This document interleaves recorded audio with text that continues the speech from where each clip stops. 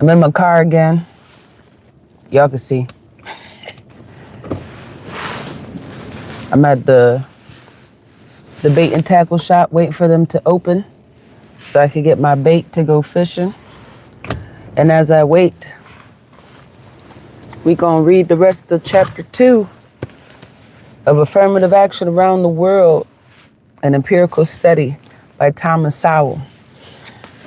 So you know, greetings, man. Good afternoon, good evening. Doesn't matter what time it is, just know today is the day that the Lord has made, and I will rejoice and be glad in it. Why? Well, because as always, the Lord is good and he's good all the time, okay? I'm right. So we just gonna dive on in. They open at 9 o'clock, so we got roughly about 20 minutes to finish what? Maybe 6 pages, 8 pages. So let's get going. If y'all have not, engaged with the first chapter reading, make sure y'all go to the description below. I do have the first chapter of this book posted down there.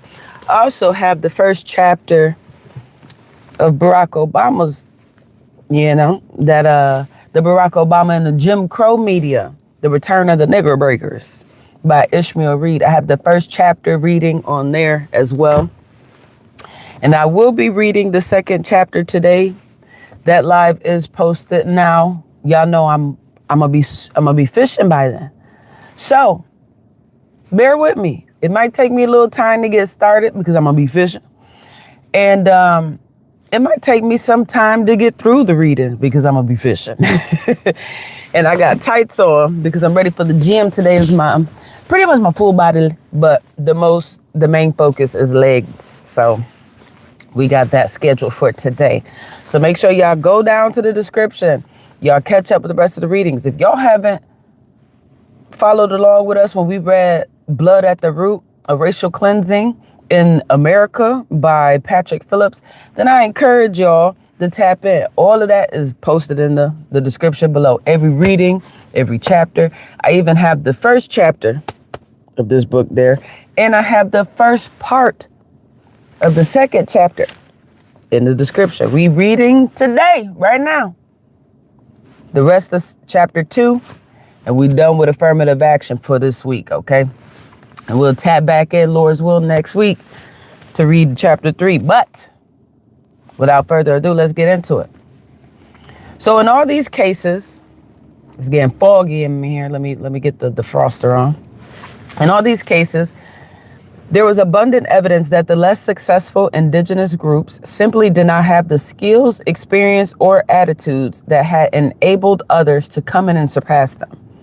In Maharashtra, for example, the Maharashtrians themselves preferred to buy from South Indian shopkeepers rather than from their fellow Maharashtrians. And on Andhra Pradesh, even a local leader who was demanding preferences admitted that a rival group had higher qualifications. Yes, it is true that they are also better qualified for many of the jobs than we are. Maybe they are better qualified, but why is merit so important? We can have some inefficiency. That will be necessary if our people are to get jobs. Are we not entitled to jobs just because we are not as qualified? That's a good question. And some people have this selfish mentality where it's like, no, you shouldn't have a job. You lack the skills and the training, the knowledge. No, you shouldn't have that job. You don't have the money to acquire said skills and knowledge. You still don't. You don't rate that job. What's up? What's up? Good morning. Good afternoon, whatever you at. In the state of Karnataka, a local political leader uncompromisingly advocated local preferences while in office. But 10 years later and out of office, he expressed very different views. Outsiders come in when the local people are lazy and lethargic. If the local people are active and enterprising, outsiders cannot come in. Many Kannadigas do not like to come out of their villages, especially for particular jobs like nursing, army, sweeping, carpentry, masonry, and construction works. Kannadigas did not seem to be interested. They do not like to do the manual jobs because they feel that such jobs are inferior. Where have I heard this similar rhetoric being spewed? I get it. Right here in the United States of America.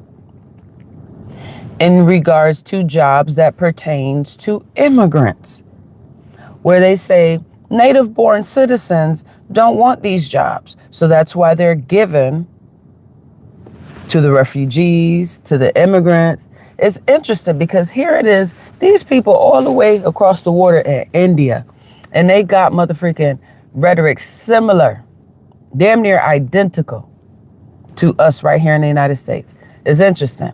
And another thing I think is interesting is that a lot of people, out of ignorance, juxtapose the United States to countries that they know nothing about. They know nothing about. I hear it all the time. Only in America. Only in America. Baby, have you been anywhere outside of America? At least in the past 2 years? What about the past 5, 10, 15? Okay, maybe you steps outside of America the past 10 years, but you do know within 10 years, 1 decade, a lot can change. And then people fail to realize that when they go on vacation, like when I went to motherfucking Cancun, Mexico, right before COVID, I didn't go there with the expectations of looking to see how their the geopolitical standing is. I didn't go there with the intentions to see how they are socially standing. I didn't go there to see, what their employment, education opportunities look like. I didn't go there for that. What I did go there for was the beaches. The motherfucking, the cojote, or I think it's cenotes, almost butchered it, cenotes, which is the underground water systems that are in like caves and stuff. I went there for basically the natural aesthetics of Mexico, and just to get a fresh air, not necessarily fresh air, but like a change of scenery. I didn't go there with the intentions to see what society is treating their people like. So the average person, even if you were to go to, step outside of the United States, 9 times out of 10, you ain't going there to see how things are. I tell people all the time, you don't even have to leave America. You don't even have to leave America. You want to compare something and compare something? Stay in America. Don't even leave America. Look at, I don't know, Martha's Vineyard compared to Chicago. Do those comparisons, because then you start to see the drastic difference of income, education levels, and then it's more accurate of a comparison, because why? They have similar cultures. They have similar backgrounds, right? On top of the fact that it's where you live. I never understood going across the water and trying to bring in data points and comparisons when the average person don't even know how.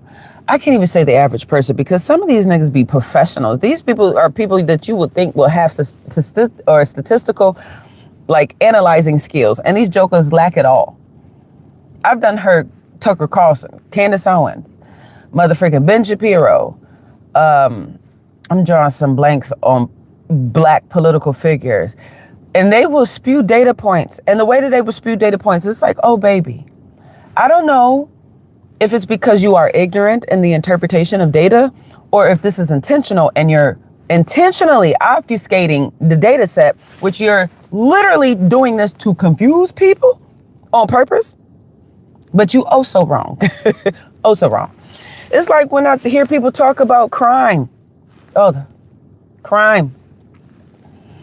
They start talking about crime per capita and then don't even know how the math that got them to the crime per capita. I asked them, explain how the crime per capita is even measured.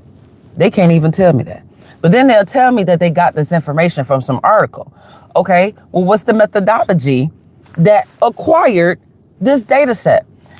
They can't tell you how The mother freaking study was operationalized for them to even get this finding, but then they spew it as if it's factual. If you can't articulate your thought process with sufficient and adequate evidence by literally expressing how you got to where you are, I don't think you should be spreading that information. That's just me. I'm not the censor police. I'm not going to sit here and seek you out and start spamming you and all this other stuff. I just recommend that you,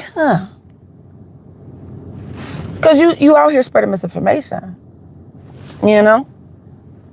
And then you don't even realize it because you are unaware of the fact that you don't even know how to interpret the data that you just so happen to come across. But you're trying to pass it on to the next person and then spew it as if it's 100% factual. Baby, I don't even think you understand this point.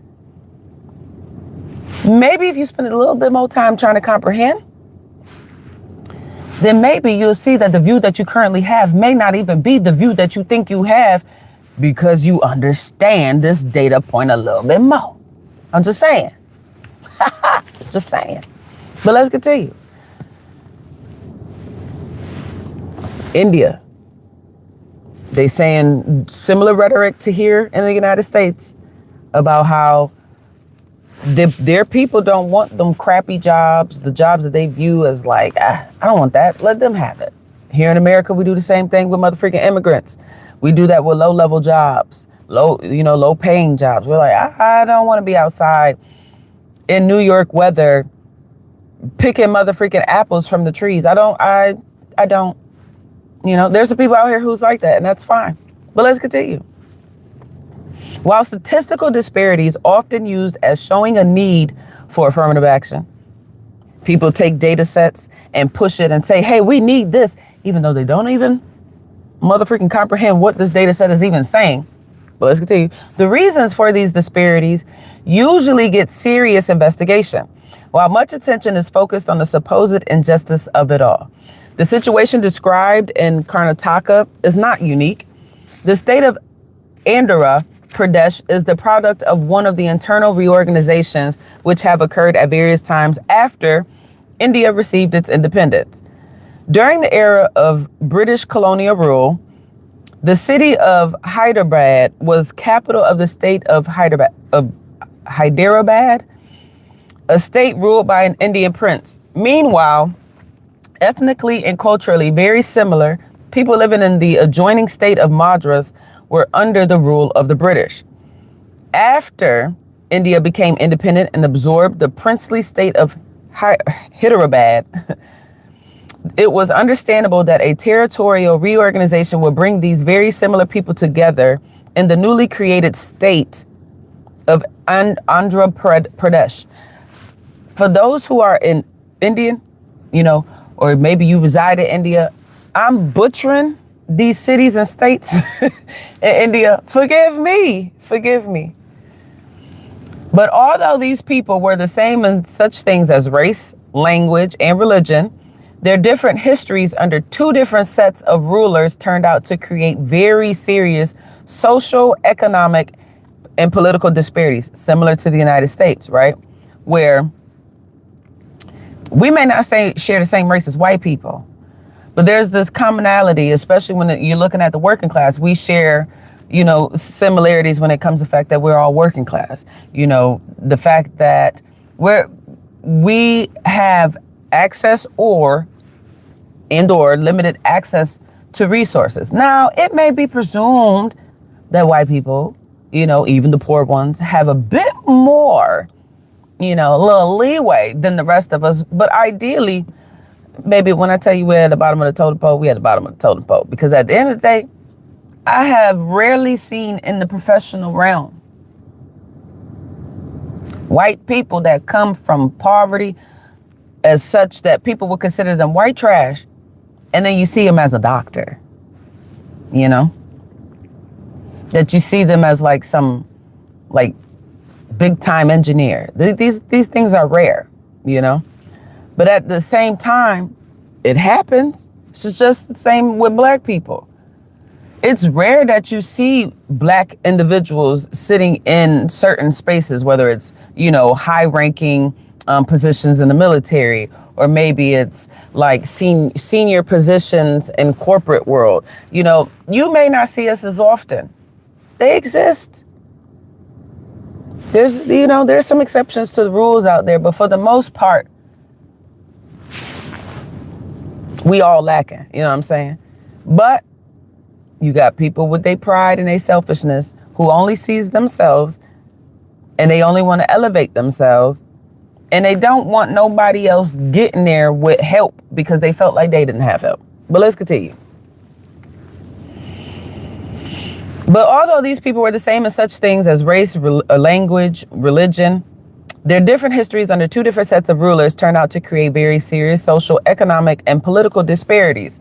As elsewhere on the Indian subcontinent, people living under indigenous rulers tended not to become as educated or as modernized as those living under British rule. Makes sense?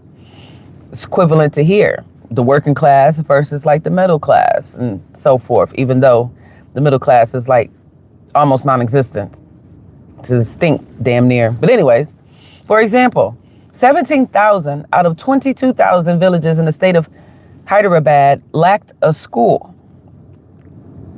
It was always understood on all sides before the creation of the new state that the people known as Andhras, who had lived under British rule, had become more advanced in agriculture and education and in modernization in general than the people called Telanganans, who had lived under princely rule in Hyderabad.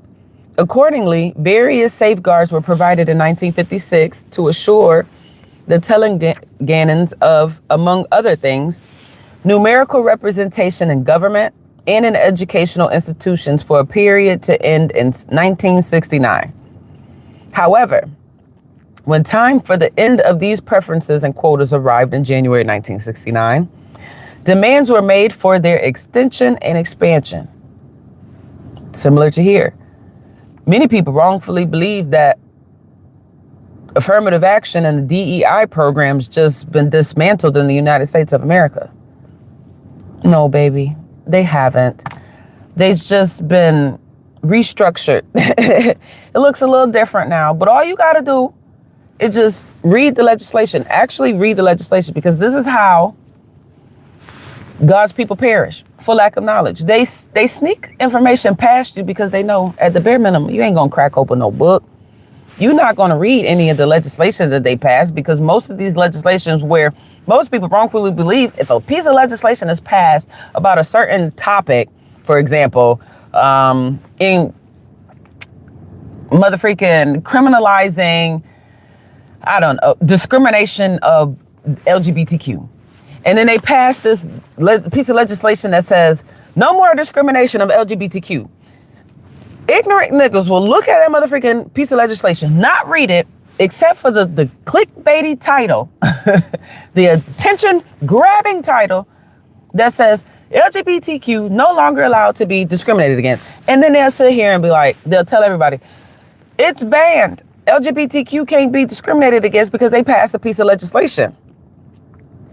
Overlooking that title is a lot more specific than the content of the actual legislation. If you look at the just read its content, you will see it's not what you think. And in addition to that, they actually pass other areas, like stuff that's pertaining to investments, stuff that's pertaining to police presence, crime control, social control.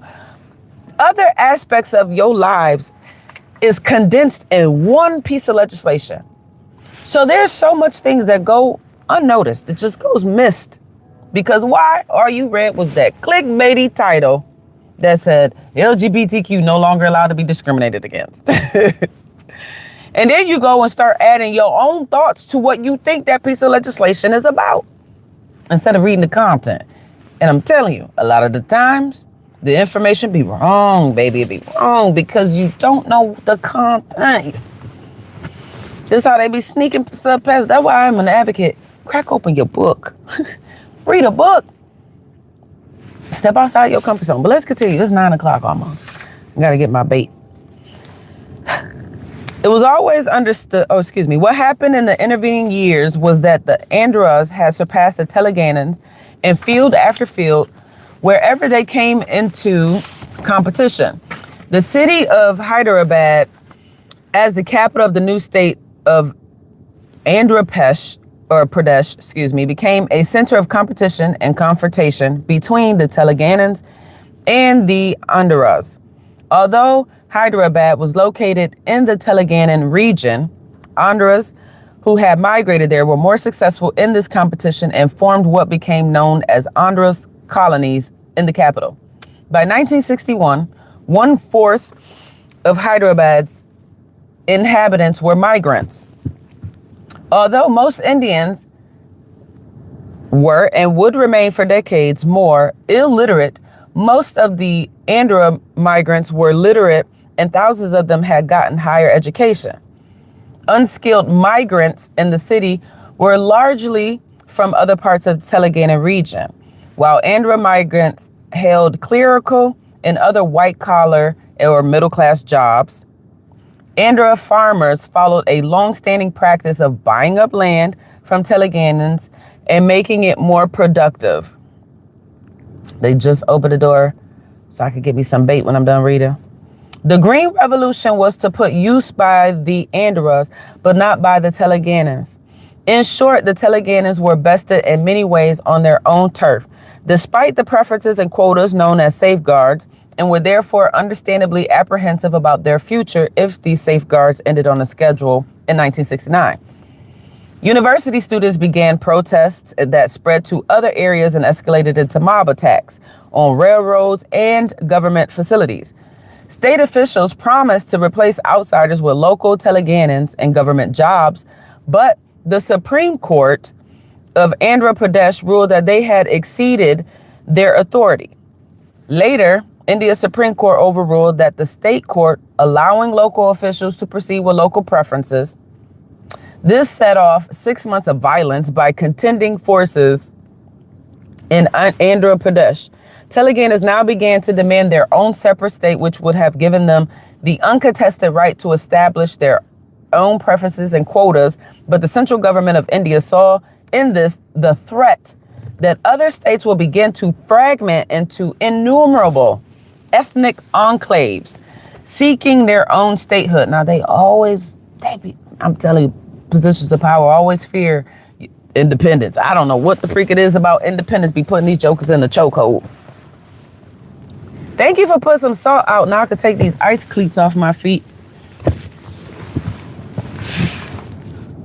Actually, I'm lying. She ain't even putting none on the sidewalk. Moving too fast. Let me wait and see. She putting some on the mother freaking around the entrance door. But it's like, put some on the sidewalk too, girl. I probably could slide my way to the door. Anyways, they call that hairdo Tootsie Roll. You could call it whatever you want. I don't care. I hope you got hair on your head talking though. I'm telling you, I'm telling you, it be the jacked up ones that be talking the most. Work out your own salvation for fear of tribling.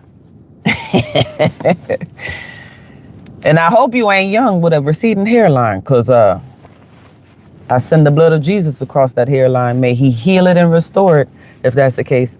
Because I know what the hate be about. They be hating over the full head of hair. But all you got to do is follow suit like I do. Pray over your scalp, keep it moisturized, and thank the Lord for it being up there. Hallelujah. Let's continue, y'all. Although it was legal for a state to establish preferences and quota to favor its indigenous people over outsiders, in this case, both contending parties were from within the state. I have to stop here. It says both contending parties were from within the state. Both contending parties were from within the state. Backwards, we're going to go back just a little bit. It mentioned migrants. It was talking about the Andhra migrants and how they held clerical and other white-collar middle-class jobs, right? I always have to stop and educate folks, because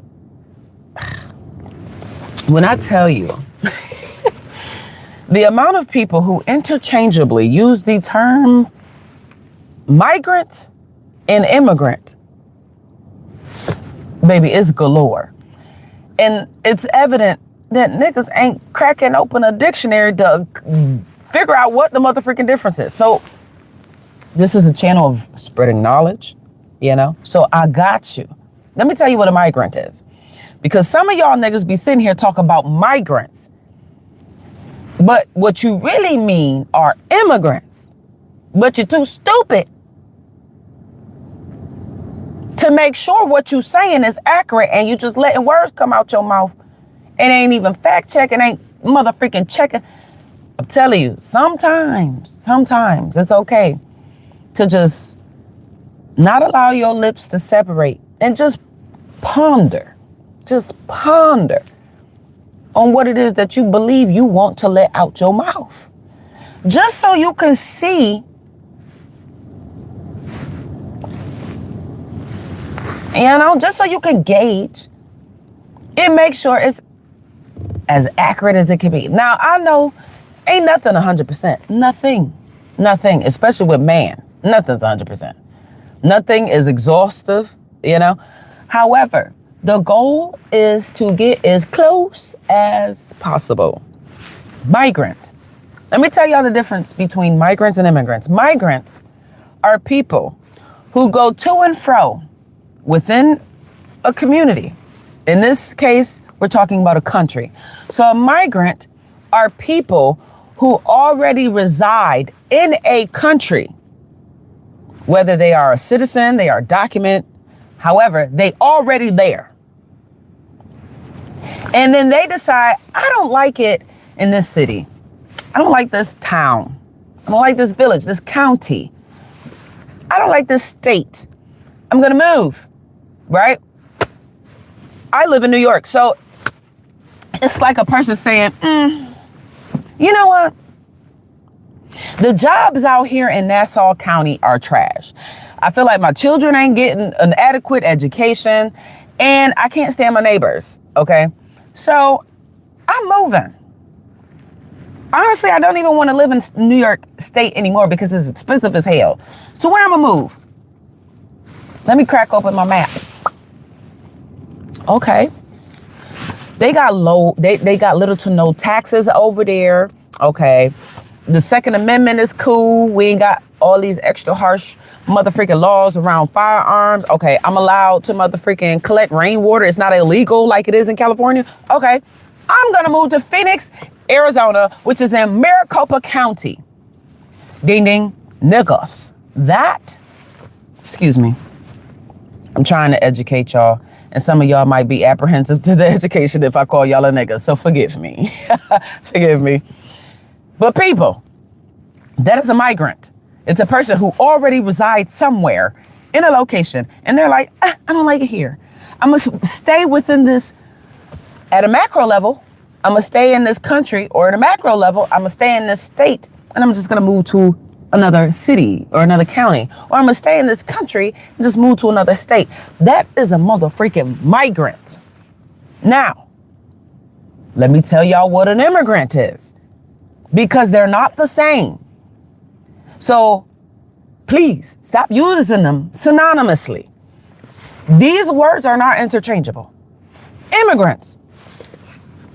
Basically the same concept as some people who go to and fro looking for better opportunities and whatnot, wanting a better way of life, etc., etc.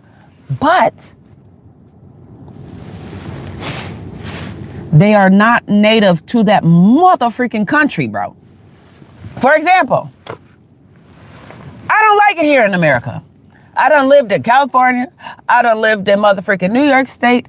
I done motherfucking traveled and seen at least 13 of these raggedy motherfucking states. And I feel like I don't like it here. The education sucks. You know what I'm saying? You can only gain access to certain things if you motherfucking you got money. And you know what? I just want to live off the land and motherfucking maybe work a job as a motherfucking, I don't know, a safari motherfucking representative where I'm just taking people around and showing them animals.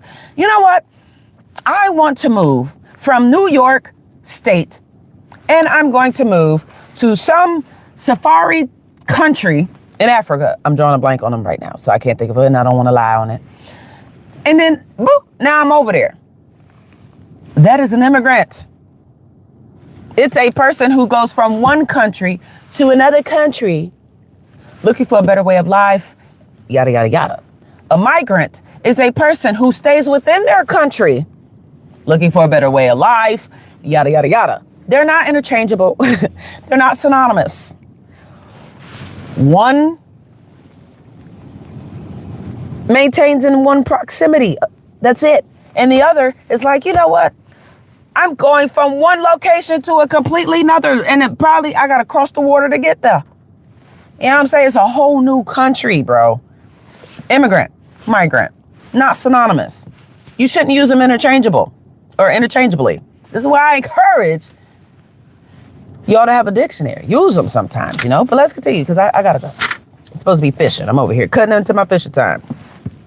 I'm considering bringing y'all in there with me to buy my bait. Then we're gonna drive to the water. Actually, I'm gonna finish this page, and that's exactly what we're gonna do. We are going to finish this page. I'm gonna go in there, get my bait, then I'm gonna drive to the water, set my motherfucking rods up, and we're gonna keep reading there.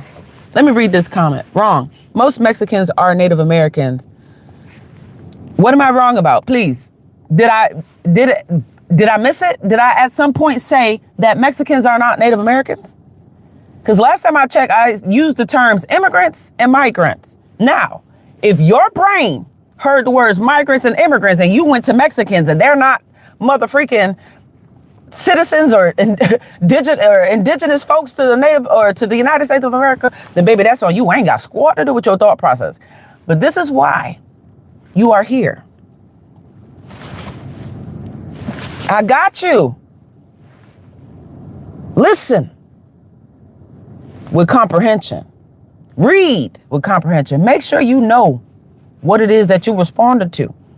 Because what you responded to, First Cause 2137, is something that I did not even say. Let's continue.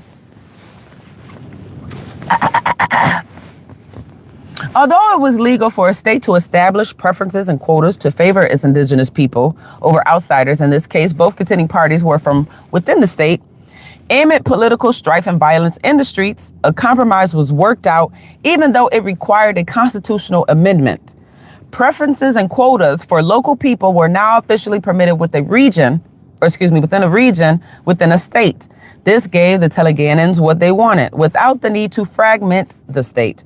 Although the situation in Andhra Pradesh was ultimately resolved without the ongoing strife found in other Indian states, this unusual situation highlights the fact that the differences in language and religion, which have been so contentious in other states, are neither necessary nor sufficient to cause intergroup polarization. So they're basically saying that even though these things existed and there has been some, quarrels between them,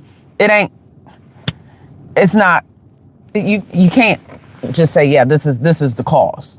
Correlation is not causation. You know what I'm saying? But anyways, let's continue. What the situation in Andhra Pradesh had in common with intergroup conflict in other states and nations was that one group was unable to compete on even terms with another, and therefore turned to politics and violence to get the preferences and quota they want. Interesting. Kind of like what be happening here. Some people protest what they consider peacefully. They just march back and forth, chanting various incantations. And then you got some people that's like, you know what, we about to tear this up. And then they start wreaking havoc. Maybe, busting windows. That's when the riots supposedly come out. I think people just be having different perceptions on how to achieve said goals. No disrespect. Do what you see fit. Just don't expect me to join you. Okay, let's continue. Assam. In the state of Assam, the economic development of a modern industrial and commercial sector has been largely the work of outsiders. Going all the way back to colonial times in British India, the British imported Chinese laborers from as far away as Singapore. The United States did too. In fact, the United States did the same thing with Mexicans as well. I encourage y'all to look into it. I think it happened at least about for sure at least twice, might have been more than, but around 1915 to 1919, I want to say, was the first Braceros program. And then the second one came about 1920-ish and so forth. The second Braceros program. What is the Braceros program? It was an agreement between United States government officials and Mexican government officials, to which Mexico sent their motherfreaking citizens, they people, to the United States of America to assist the United States of America in bouncing back from all the tumultuous motherfreaking, rundown that we motherfreaking experience at the hands of motherfreaking war. And then would you look at now? We being catapulted into another war. So don't be motherfreaking shocked when things get expensive. And at the bare minimum, you try to go to the motherfreaking tire place and you like, hey, I need some new tires. And all of a sudden they like tell you, baby, we out of rubber. We had to send all our rubber to the government because they need it for the military. Don't be surprised if we end up back there, because what history does, it repeats itself. But let's continue. The British imported Chinese laborers from as far as Singapore, paying them 4 or 5 times the wages paid to the local Assamese. Later, in post-colonial India, other migrants continued to earn more than the Assamese. Comments from those employing Assamese workers were largely negative, both from the British in colonial times and from Indian employers during the later era of independence. Marwari businessmen characterized their Assamese employees as lethargic, lazy, unreliable, untrustworthy, and unwilling to work long hours, just as the British during the colonial era had complained of the indolence and incapacity of the Assamese, and to their utter want of an industrious, enterprising spirit. Interesting. Marwari businessmen characterized Assamese employees as lethargic, unreliable, untrustworthy, unwilling to work long hours. This was said here in the United States too. When people in power wanted to transition, because you got to remember, in colonial America, before they had, well, I won't necessarily say before they had slaves. It was more alongside, like simultaneously possessing slaves. There were what you call indentured servants, right? So these are people who basically got hired out to do, it's weird because it's very, very similar to slavery. The only difference is with indentured servantship, there was a time limit to it. Like, you could become an indentured servant as a punishment for a crime that you were convicted of. You can become an indentured servant if you need money, but you don't have any collateral. So you tell a person, well, I'll work for you for 14 years and that'll pay my debt. That is an indentured servant. I don't think there was too many people walking up to owners of slaves saying, I will be your slave under XYZ, compromise, because slaves had a sense of permanence. So that's the only difference. But ultimately, they did the same thing, right? But colonial Americans was like, what do we need these white people for? What do we need these Europeans for? What do we need these Native Americans for? What do we need these Mexicans for? We can motherfreaking just build our wealth off of the backs of these enslaved black people. And while we at it, let's convince them that these black people deserve this inferior position that they're in. Well, how do we convince them that? Well, we convince them that they are lethargic. They're lazy. They're unreliable. I mean, they'll bust up in your house. They'll rape you, your children, your wife. They motherfreaking untrustworthy. I mean, baby, would you leave your purse around a nickel? And they unwilling to work long hours. I mean, these porch monkeys, have you seen them? It's crazy. This is all the way in motherfreaking India. And the language, the rhetoric that they had, and they invisible hierarchy, because it all boils down to mother freaking, it's not a matter of race, but it's classism. That is always boiled down to class. If I can't mother freaking ostracize you based on how you look, maybe your nose too big. All you big nose broads, get the freak up out of here. It's too many of y'all.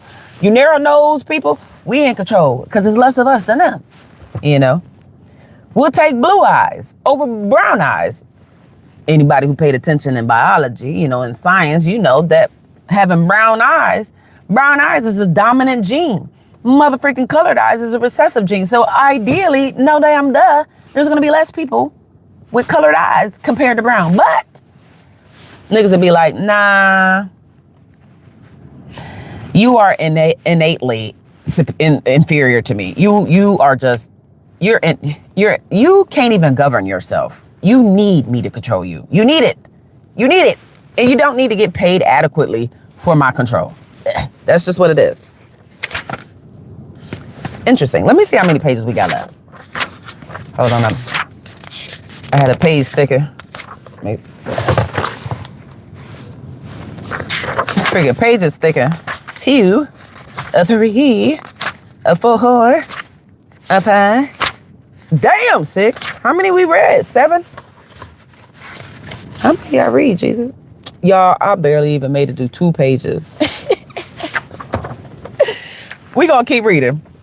I'm gonna get through these and then I'm gonna go get my bait and then I'm going fishing because I don't want my little fishing spot to get taken up. In Jesus' name, ain't nobody gonna be out here. It's 34 degrees. Ain't too many people out here fishing unless they ice fishing. And I found some spots that ain't no ice there. It got free flowing water. So that's where I'm going because I ain't set up to go ice fishing. My family don't want me ice fishing by myself, although I don't mind it. But hey, I get it. Bring a buddy. Marwaris are an entrepreneurial group that originated in the western state of Rajasthan. Under British rule, they began migrating, meaning they're already all in India. They just went from one state to another state. They didn't leave India and went to the United States, which will make them an immigrant, okay? Make sure y'all spread that information around because I'm tired of seeing y'all use those words interchangeably, ignorantly. All right, let's continue. Under British rule, they began migrating all over the Indian subcontinent, often beginning as poor traders and later rising to prosperity as merchants, manufacturers, bankers, and in other commercial and industrial roles. In the state of Assam, the Marwaris were a major factor in opening the region to trade, becoming in the process the dominant group in that trade. Marwaris remained a second group in Assam with their own charities, hospitals, schools, newspapers, and other institutions. Their language remained Hindi rather than Assamese. Now, for all the new people coming in, wondering what's happening, I'm reading a book because the average person, for some reason, has a or they are very apprehensive of picking up a book. So I picked up a book and I'm gonna read it to y'all since people have this penchant for listening to audiobooks nowadays. So I will be your mother freaking audio voice reading the book. And the book we read it today, which has been recommended to me since about 2019, but I've been putting it off. And it's been mostly recommended to me by my, well, I won't presume y'all to be racist, but you damn sure are bigoted. Some of my more bigoted, followers and casual onlookers, because most of them were just people came in to troll and they was like, you need to read Thomas Sowell. And I know what it was. It was mostly white dudes saying Thomas Sowell, his opinion aligns to ours. You should get in contact with him and see what his opinions are and let him forcefully change your opinions to matching his, which we wrongfully believe matches ours. So that's why I'm reading Affirmative Action Around the World, an Empirical Study by Thomas Sowell, because I just wanted to prove to people that when you lack comprehension, whether it's reading or listening, you will take stimuli or a piece of information that somebody drops into your brain and you will motherfucking misinterpret it. And I'm trying to help y'all, because when people were telling me, you need to read Thomas Sowell, I knew what it was. It was ignorance. These niggas, I'm pretty sure a majority of them did not read Thomas Sowell's book, but they was telling me to read it because they heard through the grapevine that Thomas Sowell was a Sambo. So they thought that Thomas Sowell could transition me into a Sambo, kind of like how they did with Candace Owens back in like 2017, 2018, when she went from liberal to purely conservative, spewing rhetoric that was disparaging to black people. But baby, one thing I could tell you, I am not of this world, okay? I'm on the side of Jesus. So I don't choose any of y'all sides. I'm not red, I'm not blue, or y'all niggas is y'all raggedy and jacked up and on a motherfucking speedboat to hell if you don't repent and turn from your sins. So at the end of the day, I don't rock with none of y'all. Let me show you how much I don't rock with you niggas. When it comes time to vote, 1, I'm listed as independent. 2, I don't ever circle none of the bubbles. I don't care who name you put on there. You could put my name on there. I'm not circling it. You know what I do? In the section where you write in a name, I write Jesus Christ of Nazareth. Because that's who I motherfucking vote for. That's who I vote for. Let's continue. I got hyped up, y'all. My bad. Another group whose history in Assam was in sharp contrast with that of the indigenous Assamese has been the Bengalis. They have included both Hindus and Muslims from Bengal, when land was much more scarce than in Assam. Arriving in Assam in colonial times, the Bengalis eagerly seized the abundant idle land now available to them, cleared jungles, and farmed with far more care, energy, and success than the Assamese. Bengalis were not only successful in agriculture and in the professions, the British authorities relied on them to fill responsible positions in the colonial bureaucracy. Excuse me. Bengalis also seized upon educational opportunities created by the British. While the Assamese were slow to see a need for education, unlike many others in India, the Assamese were seldom landless agricultural laborers, but were largely peasant farmers with rich, fertile land. What they suffered from was seeing others come in and surpass them in their own region. Kind of like here. Because the Assamese were slower. I mean, I've lived in the city of Rochester all my life. And it's crazy that these foreign investors can come into Rochester and buy up everything. And since about 2017, I've been in the process, like communicate, trying to buy up various property. And when I tell you that these jokers will do everything in their power not to sell to you just so they can sell to whom they want to sell to, it's real. Like, granted, yeah, the building was like 100,000 square feet, but our mall, one of our malls sold, it was like 100,000 square feet. I'm lying. It was bigger than that. It was like almost 3 times that. The heifer sold for $100,000. I was trying to buy this building on the corner of Dewey Avenue and Lyle Avenue, and it was referred to as Tent City. It was a dilapidated building, and the only thing it really had was just bones, and it was huge. It was 100,000 square feet, but the building was just in disrepair. Like it was known for like squatters to go in there and get high and do their business. You know what I'm saying? I reached out to these niggas from 2018 until they finally sold the building. I think the end of last year or something like that. They didn't sell it to me. The nigga talking about we won $1.5 million. For this raggedy building, our mall sold for $100,000 and it was just empty. And it was 3 times that in size. But you telling me you want $1.5 million? Then they kept throwing this. Well, they kept saying? They kept expecting, because I'm black, they kept implying like I was going to come with all these like, I guess, funny or funds that I would have to go through the government or something, like some charity. I don't remember what the freak the language that he used, but I remember feeling like, oh, this nigga think, because he looking at a little black girl, that I'm like taking this approach where it's like, I'm not going to pay out of pocket for what I want. Okay, Jesus. Mind you, they ended up selling the building about last year to some, not even just an out-of-state investor, an out-of-country investor, to which the building ended up burning down not even a month later, and them heifers collected mother freaking insurance. And that's actually happened quite often here.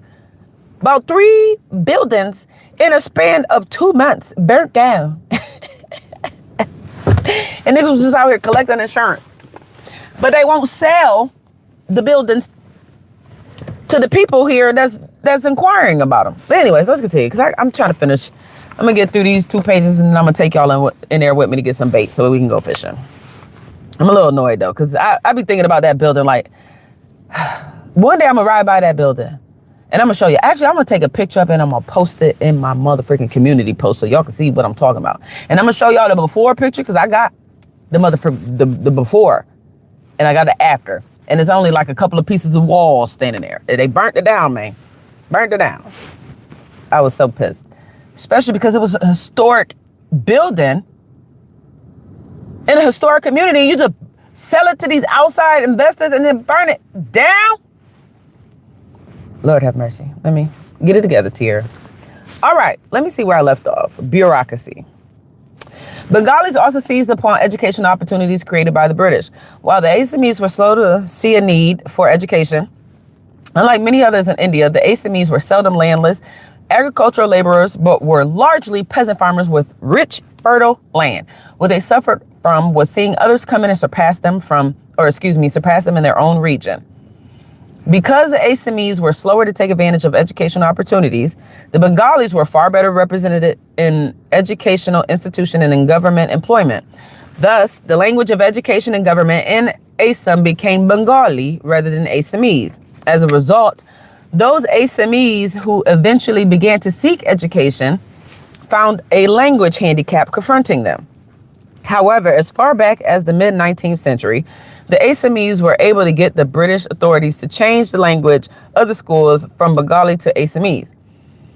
Political activity to redress the imbalances created by unequal competition elsewhere became a pattern for the Assamese in the years and generation that followed. In response to their fears and resentments of the Bengalis and others, by 1920, British authorities sought to restrict the inflow of migrants into Assam. As elsewhere in India, ethnic conflicts were often fought out as language conflicts in Assam. Following both Assamese and other languages to be used in state institutions would imply equal opportunity for the various groups in Assam, but only an exclusive use of the Assamese language could provide the preferential treatment the Assamese were seeking. In order to buttress the preferential treatment they already received in government employment and were seeking in private employment. During the 1960s, Marwari employees were denounced by Assamese politicians and students for not hiring enough Assamese employees. Such complaints were backed up by riots and arson. Would you look at that? And they be trying to make it seem like, oh, it's just niggers. It's just black people. Why they tear up their own communities? They all the way in India, resorting to arson and riots. And why is that? They've already established that the Assamese people, although they are prolific in numbers in that community, and they have an abundance of healthy, like, soil, they're outnumbered and outpaced in the aspects that governs their lives. And then when you try to get in those spaces, you seem like, oh, niggas still ain't letting me in. It's getting worse. It's just getting worse. Oh my goodness, what is happening? And then you start to feel helpless, and you're like, you know what? I don't know how to navigate politics, but what I do know is how to start a fire and how to break some windows. It's easy. It's easy. But anyways, the Assamese also favored socialism, which in Assam would mean confiscating businesses owned by the outside groups who dominated the local economy. By 1972, both the Assamese and the Bengalis were rioting over the unresolved language issues. When Bengali students were allowed to answer questions on university examinations in their own language, widespread riots, arson, and looting broke out in a number of towns in Assam, and troops had to be called in to restore order. Once again, in 1983, The Assamese and members of local tribes attacked Bengalis, killing 4,000 of them and making more than 250,000 people homeless. Them displaced people eventually become what? Migrants, refugees, and potentially immigrants. People going from one country to another country looking for a better way of life. Migrants going from one location to another location within the same country looking for a better way of life. Remember that. Spread it and go forth. Like the Bible says. I take it back, Lord. I ain't gonna play with your word. Anyways, when Bengali students were allowed to, oh no, wait. I already read that. Duh. Killing thousands of people and making them homeless. Assam has remained so unsettled that no census was possible there in 1981 or in the decades since then. I wonder if it's still like that. And when was this book written? And he says since then. That was 1981? I think it's 2001 for this book. Let me confirm. 2004 is the copyright. So from 1981 to 2004, they couldn't even get a census up in that mother.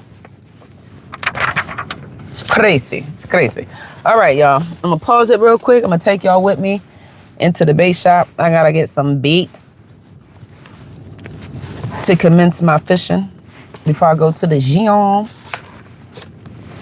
Let me see what some of these comments talking about. I know some of y'all just be in here trolling out of your own arrogance and ignorance. And honestly, if you just listen with understanding, then you'll realize that a lot of your responses, especially the haphazard ones, they're not warranted. You know what I'm saying?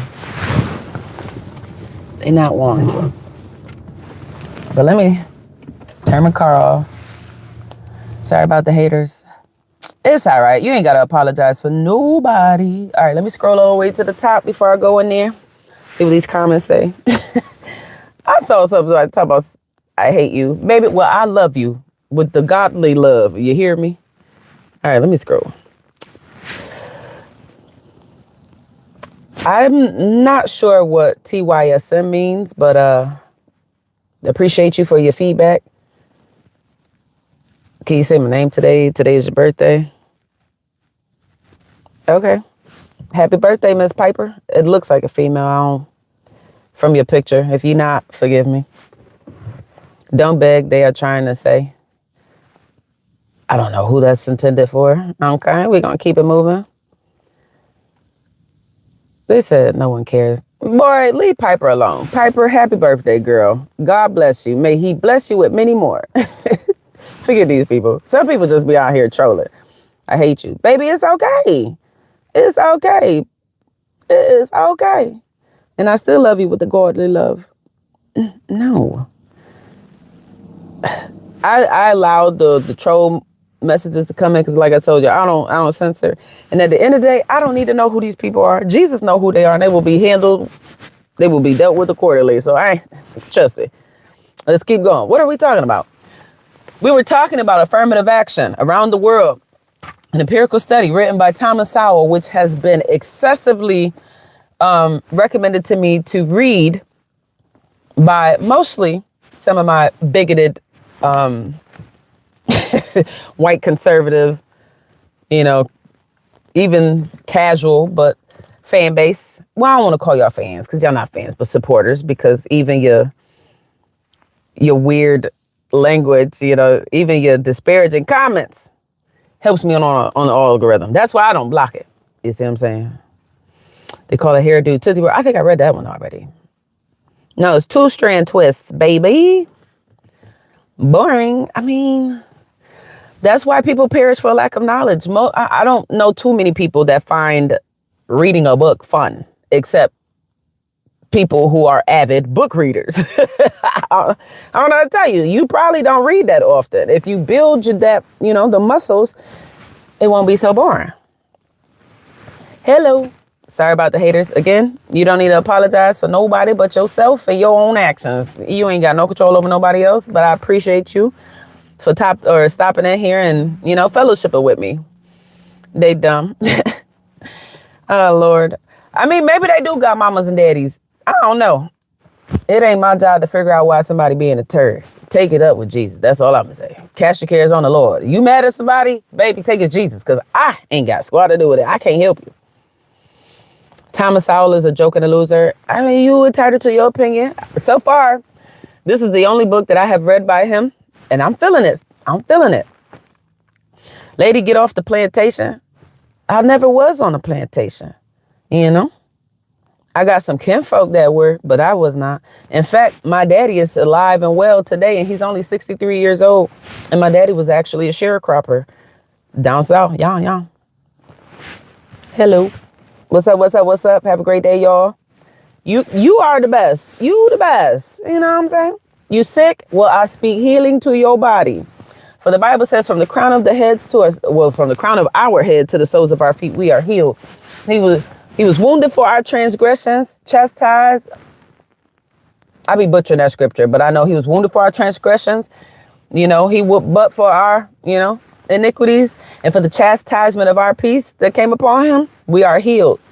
I'm paraphrasing. I butchered it badly, but trust and believe, you healed. And this is coming from a person who busted motherfucking ligaments all throughout my knees and didn't have no surgery and just spoke the word over my life. And I'm before you with no injuries. I actually recently got an MRI done, and they confirmed from the MRI, they could see in the MRI that all my ligaments were healed. I had to put on my ice cleats. It's icy out here. But I'm gonna take y'all with me. I gotta walk on my tippy toes because the spikes are literally on the palm of my toes.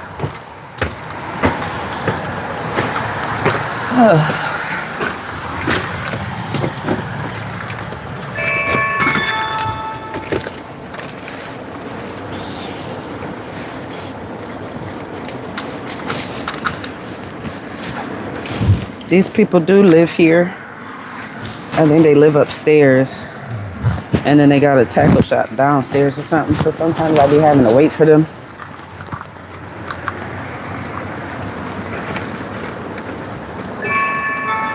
Look like somebody else about to go fishing.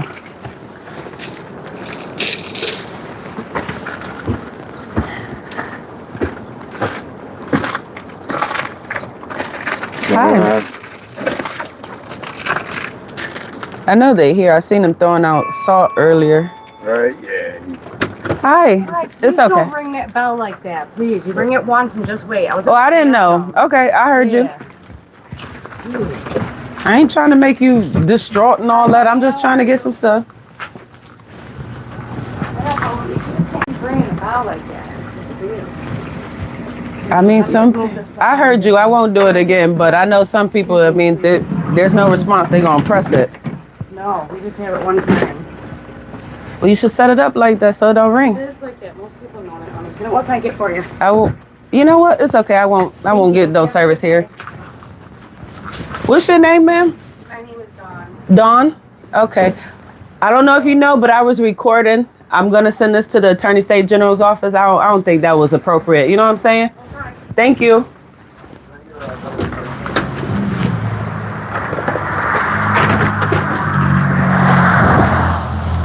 All right, so we go to the next one. There is literally another tackle shop, but I used to like this one because it's like right on the way. The other one, I gotta cut through a couple of streets to get there, but it is what it is. This lady, she always seems a little like, I don't know, like she always on edge or something.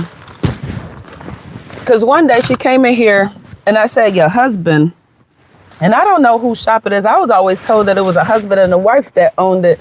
And she got offended at me. She was like, my brother. And I'm like, well, lady, did I grow up with you? Like, how am I supposed to know that's your brother? Everybody know y'all as husband and wife, which is kind of strange if y'all are brothers and sisters. Why everybody perceive y'all as husband and wife? It's crazy.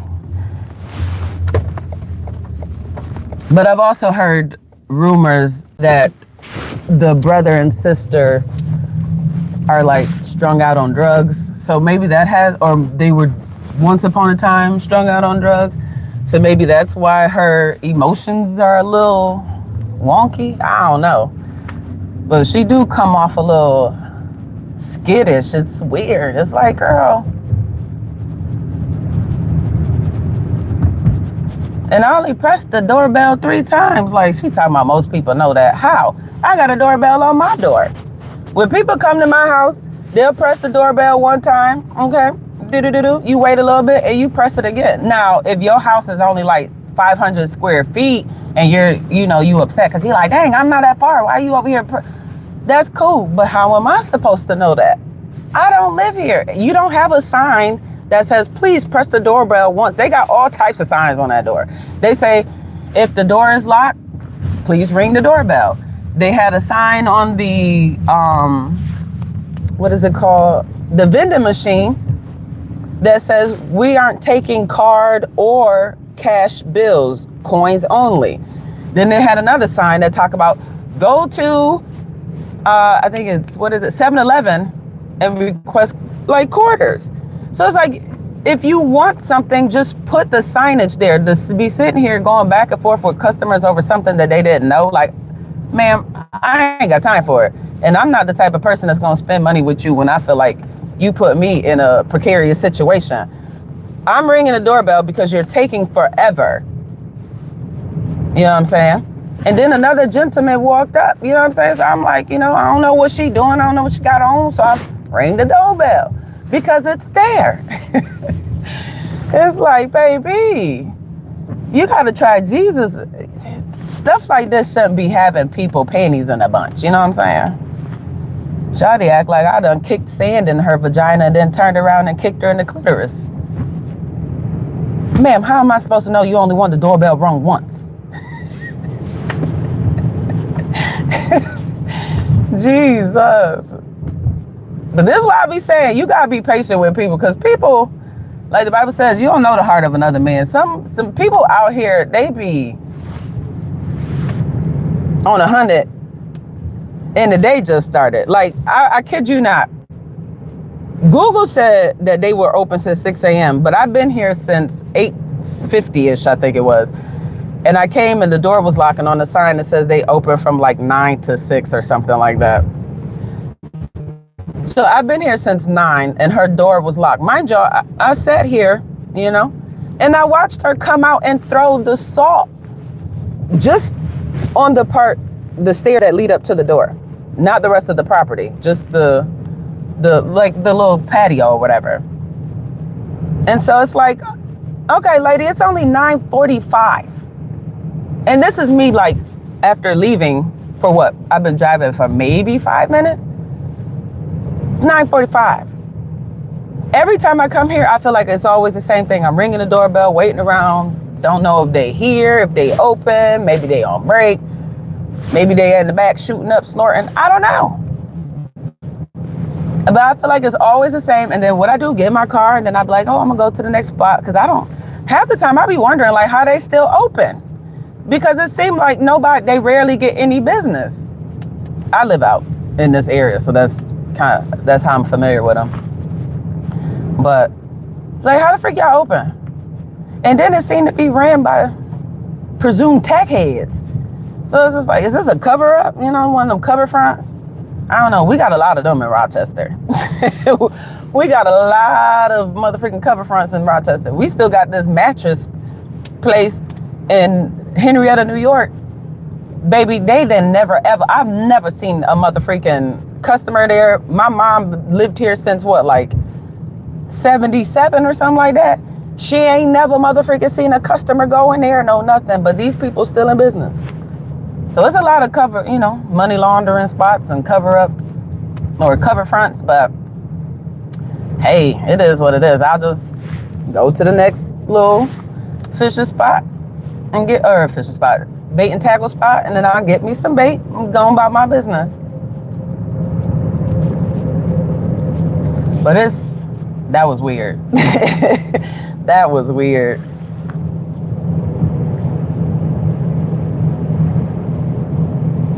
I appreciate you. I appreciate you, Lucas. But yeah, I'm end up stopping in a bit, get my little bait, and then we go about our business. I'm gonna finish this book reading.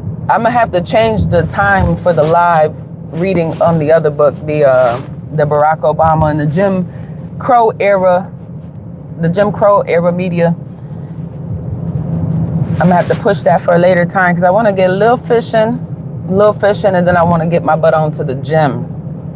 So I'll probably end up reading that one after the gym, so it don't cut into too much of my time. But let me show you, it's so pretty here. It's like it look like a little ice storm, little ice wonderland, because everything done frozen. It was raining and raining and raining all yesterday.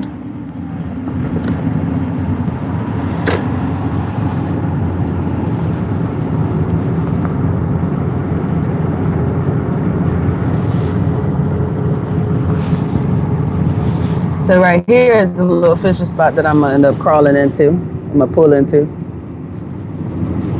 Right here, because you see the water is open.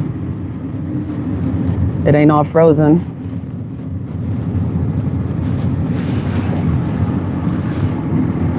So I'm gonna set up right there, fish. But I'm gonna stop and get some bait and tackle, because that was crazy.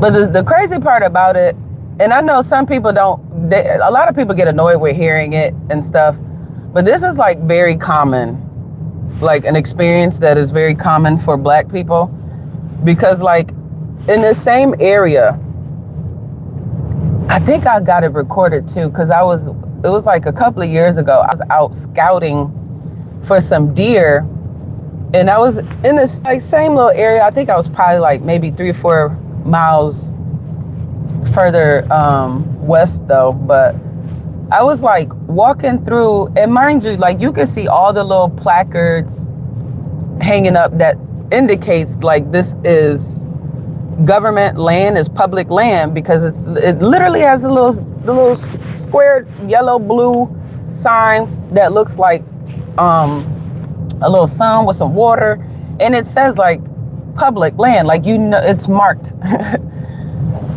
And I kid you not, this random old white dude comes out of the woodworks, and I see him staring at me, but I'm thinking like, this nigga ain't gonna say nothing to me, because clearly I am standing by a tree with, you know, public land marking on it. This nigga came all the way from his house. He walked, it had to be like 0.5 miles. But this joker walked all the way from the comfort of his house to, I think it was probably like maybe 50 feet behind my SUV, which was probably an extra like maybe 50 feet away from me. So he's probably like about 100 feet away from me.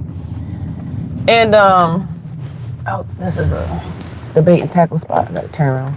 But yeah, so he comes up and he's like, "Can I help you?" And I'm like, "No, you cannot." And he was like, "What are you doing?" And then I was like, "Minding my business." "You should." And he was like, "Well, I am. I just saw a vehicle that looks suspicious and come around here often." And I'm like, "Oh, so you just be the neighborhood watching all the vehicles that come through here, and you've just never, not ever, not once seen a BMW X5 stroll through here? Not once." But he's like, "No, I didn't." And I was like, "Dude, I honestly don't even care. Like, I'm doing too much to even have this conversation with you." And he's like, "Oh, well, you on private land, or you on private property?" I said, "Really? Then why that big old placard sitting right there that indicates that this is public land? Why?" He ain't have nothing to say. And I was like, "Yeah." And then on top of that, I have the Onyx Hunt app. So it lets you know what is public land, what is private land, XYZ.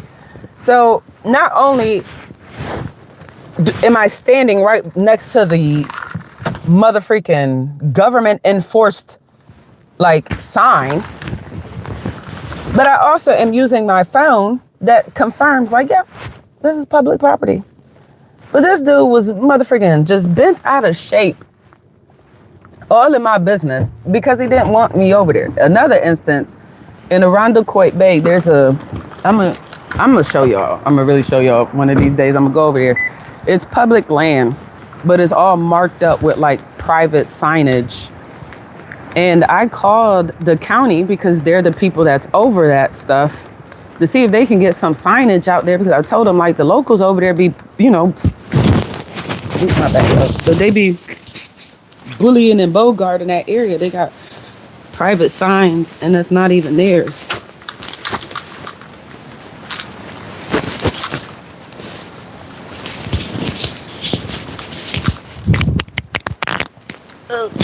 My bad, y'all.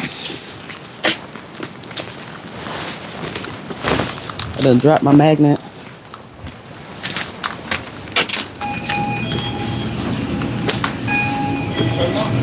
Hi. How are you doing? Good, and you? Good. What do you guys have for bait? Bait was, if you go straight on the right side, you'll see it in the first grade. Yes, sir.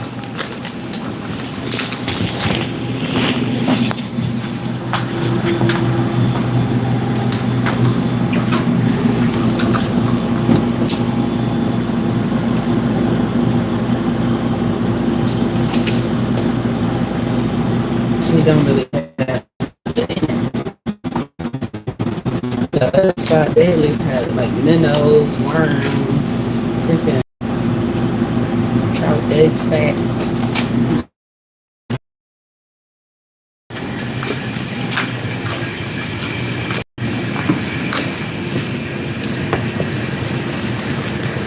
Anything else for you? No, thank you. Good. $5 off. Mm-hmm.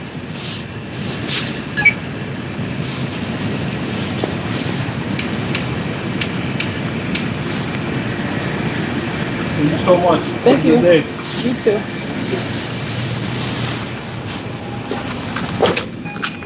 So I got me some red worms. I didn't even hear my freaking thing. Oh, it must have fell in the car. The magnet to my microphone fell off. Because I didn't realize that my purse had snatched it when I went to put my purse on. So it's probably in the car, but if not, I'll just buy a new magnet. Ain't no big deal. Let me see if I see this thing chilling.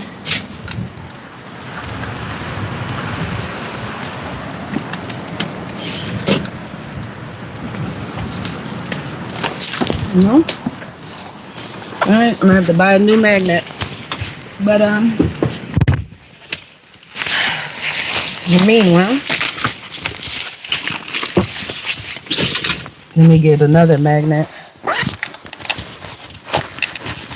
so I can secure this. Actually, I don't even need a magnet. I forgot it has the clipping mechanism. Okay, playing around. I'm gonna buy a magnet for that though, because I like my magnets.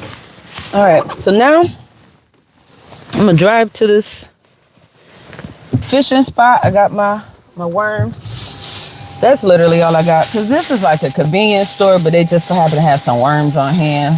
The first spot I went to is a legit bait and tackle spot, but this is why I don't really, I feel like a lot of like colored people, especially black people, don't really care for fishing, because like a lot of the bait and tackle spots are owned by white people, and some of them are so nasty to where it's like sometimes it could be very like, you know, strange to see whether or not, or not to see, but it's very strange to gauge whether or not a person is treating you poorly because they don't like you because of your race, or if a person is treating you, you know, a certain way because maybe they just having a bad day. Or I mean, it's difficult to gauge how people treat you and why they treating you that way, especially when it just seems so unwarranted, especially when it's like extra. So I know a lot of black people that just don't really care for fishing, because especially if they have to go through a bait and tackle spot and I have not ever seen a bait and tackle spot in the city of Rochester. And I've never seen a bait and tackle spot owned by anybody other than white people. So with it just being white people, that in itself kind of like eliminates a lot of people. So when people be saying like, oh, they're black people don't fish and they don't do this and they don't do that, they do. It's just, if you have to go through a bait and tackle shop, very seldom are black people trying to go through them, because some of them are so nasty. Some of the white people are so nasty, and it's difficult to distinguish whether or not that they treating you like that because of your race or your sex or your mother, you know, whatever they perceive when they look at you.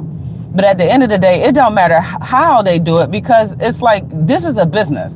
And like I told y'all, I understand that old girl lives upstairs and all that other stuff, but this is still a business. And so with it being a business, you are obligated to treat the customers with, you know, a certain type of like demeanor. You can't just be nasty and stuff. And it's like the way she came to me was just unwarranted. Like, I get, you know, the ringing of the bell can seem excessive and whatnot, but she making it seem like I was sitting there like ding, ding, ding, ding, ding, ding, ding. Like I rung it once, waited a little bit, nothing. Rung it a second time, waited a little bit, nothing. And then that's when the random white guy, you know, walked up, and it's like, okay, you starting to get a little audience. You starting to get a little audience. So, you know, what we gonna do here? You gotta speed it up. And now you mad at me because I'm ringing the doorbell. Like, if you was up there doodling, I'm sorry. You know what I'm saying? But come on. This is a business. Like, I don't know your business. It's funny.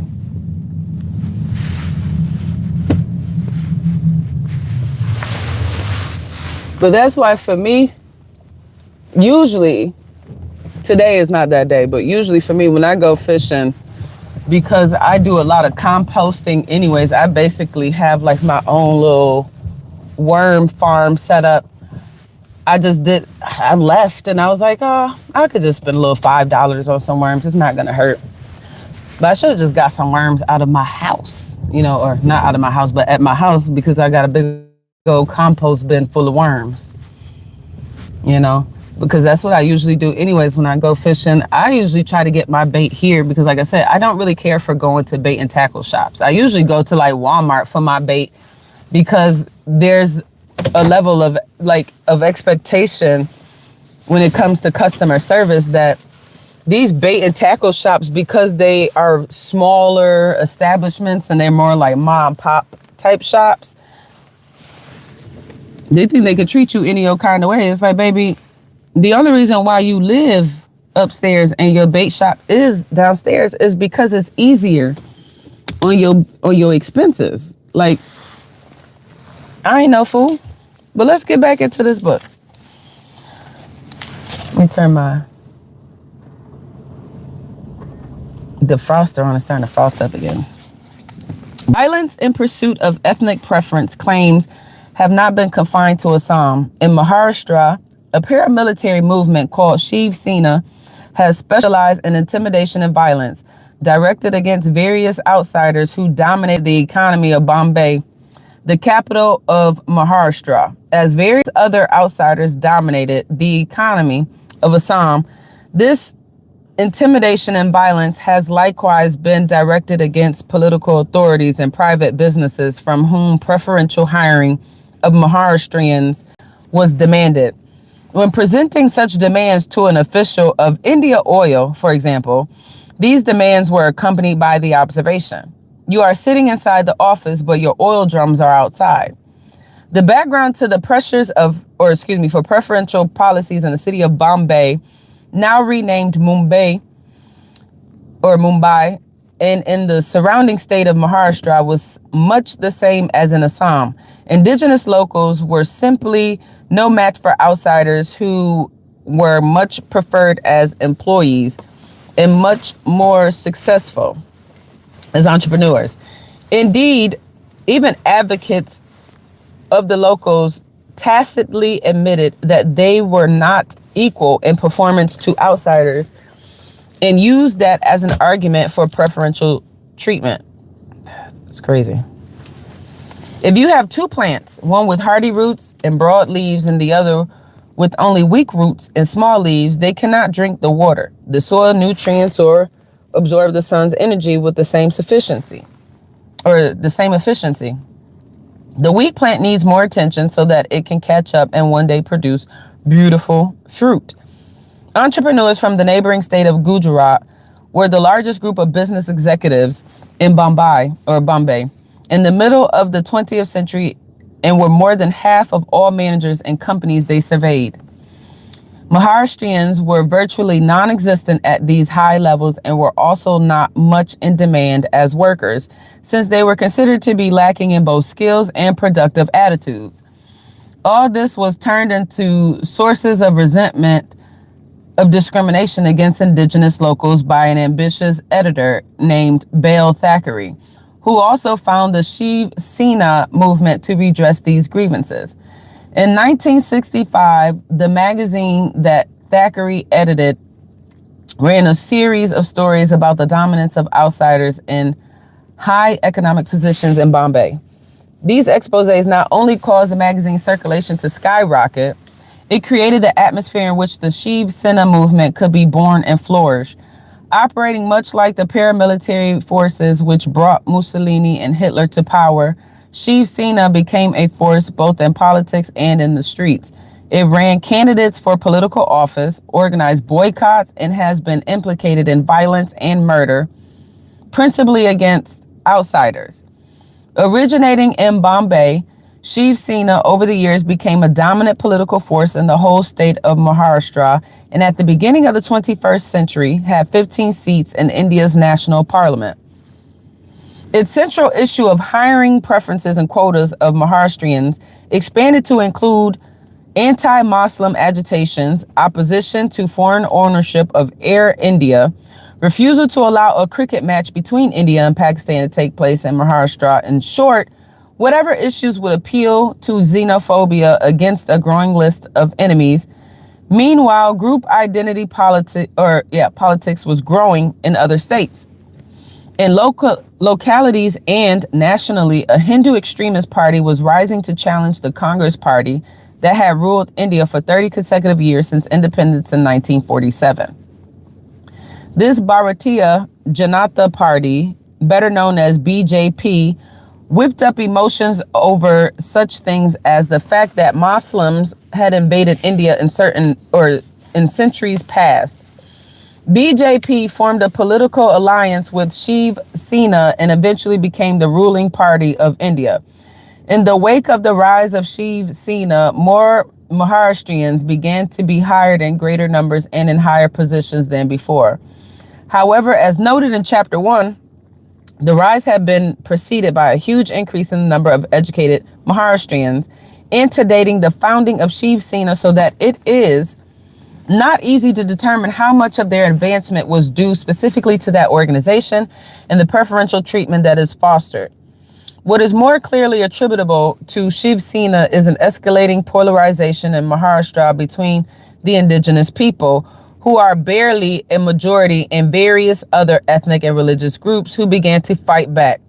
A correspondent for the distinguished British magazine, The Economic, reported from Bombay in 1993. The murder, looting, and arson that began on January 6th soon spread from the Muslim ghetto to the enclaves of the privileged. First, the police were called in, then the paramilitary forces, and then, on January 9th, the army. And still this mayhem spread. This week, the railroad station was swamped with thousands of families trying to flee the city. At the airport, fights broke out as the rich found flights had been curtailed by pilot strikes. More, and sometimes worse, intergroup violence was to break out in Bombay in the years ahead. In a series of such outbreaks in 1994, the official death toll was more than 1,000 people, and the Far Eastern Economic Review reported that unofficial estimates were in the thousands. It added with quotes from the Times of India. These statistics convey little of the real horrors, of the real horror of hordes stopping vehicles and setting passengers ablaze, of men brought bleeding to hospital who were knifed afresh, of the auto rickshaw driver who decoyed a Muslim couple into a fatal ambush, of neighbors leading longtime friends to gory deaths, of women driving mad having seen their children thrown into fires, husbands hacked, daughters molested, sons dragged away, and of the 150,000 people hounded out of the city. It was not only people who fled the city, more than 1 million jobs also left as businesses began to consider Bombay a risky place to be. Whether Maharashtrians gained as many jobs through preferences and quotas as they lost through the exodus of employers is a question that may never be answered or asked. No such considerations, however, dissuaded Shiv Sena from pushing on with his anti-Muslim rhetoric and symbolism. One such act of symbolism in 1995 was changing the name of Bombay back to a name it once had. Centuries earlier, before the British conquests, and more to the point, before the Muslim conquest, other names of towns and villages were also changed back to what they had been before the Muslims arrived in earlier centuries. Asia Week magazine said of Bale Thackeray, though he holds no elected office, he is now widely acknowledged to be the most powerful leader in Maharashtra, India's richest state. Time magazine said authorities have been so afraid that the Hindu leader's arrest could trigger mass unrest that he wasn't touched even after proclaiming in 1992 that stormtroopers from his Shiv Sena party had demolished a disputed mosque at Ayodhya, setting off nationwide violence. The turmoil that has been in the life's blood of an extremist movement like Shiv Sena has drained away economic resources from Bombay or Mumbai. Despite the city's long predominance as India's preeminent commercial and industrial center, 40% of all of the direct taxes in India were collected there. Many foreign companies began choosing Bangalore, Hyderabad, and Madras for their headquarters instead, and domestic businesses have likewise begun to relocate. In 1998, Bombay's excise and custom revenue dropped for the first time. None of this seemed to have dampened Shiv Sena's penchant for symbolic outbursts. For example, ransacking and throwing cow dung at McDonald's outlets. However, there have been signs that Shiv Sena may be losing support. In 2001, Bale Thackeray was finally arrested for his part in the destruction of a mosque that he had admitted publicly 9 years earlier. However, the political success of local xenophobic movements seeking preferential treatment in various parts of India has promoted xenophobia of other kinds, including anti-Western xenophobia. The state of Uttar Pradesh, for example, has officially banned Valentine's Day celebrations, and gangs in the state of Orissa have launched attacks on Christians. Bibles were burnt, priests and nuns assaulted, churches damaged, and chapels set on fire. Graham Staines charred to death with his children. Father Christus paraded naked and humiliated on the streets of Dumka, and a nun in Bihar forced to drink human refuse. Tolerating, condoning, or rewarding lawless xenophobia has only caused it to spread and become more extreme and more ugly. In December 2002, the Hindu extremist Bharatiya Janata Party won a landslide victory in the state of Gujarat. Non-preferred groups. Despite the relatively small amount of actual realized benefits to the untouchables and poor tribal groups, the whole system of preferences and quotas bears heavily on non-preferred groups, especially those that, oh wait, I lost my spot, hold on. Especially to other backward classes who are in a better position to actually utilize these preferences.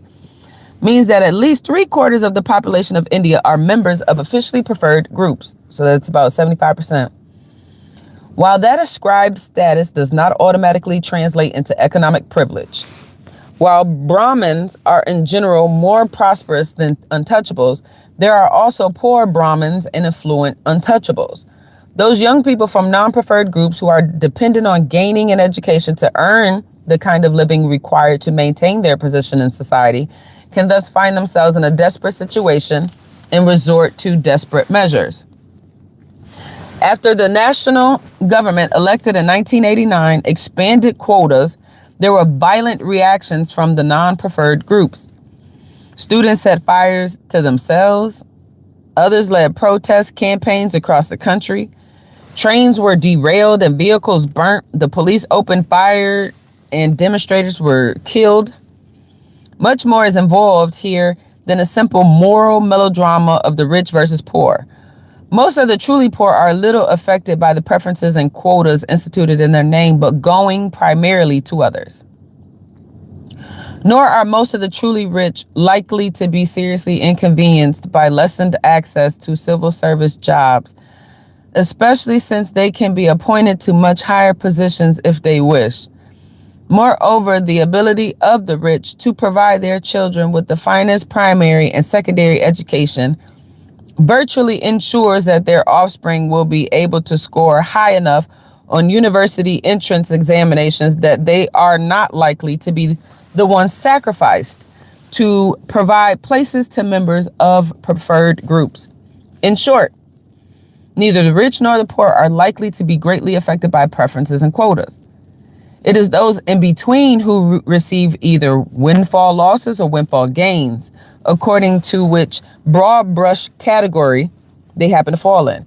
And regardless of whether their individual circumstances are more fortunate or less fortunate, as for the genuinely affluent or wealthy, they seem to have done well, as one study concluded. The wealthier 25% now owned more land than they had a generation earlier, and the level of rural unrest had risen in proportion to the immiseration of scheduled caste families. Preferences and quotas are not merely zero-sum games, as the rich versus poor image might suggest. There are costs to society as a whole, borne to some extent by all the various groups in it. These include whatever losses of efficiency may follow from putting less qualified people in particular jobs, or admitting them to universities for which they do not qualify and from which they are unlikely to graduate. More serious costs include increased intergroup hostility as well as the violence and deaths to which this often leads. Summary and implication. So we get to the end, y'all. We get to the end.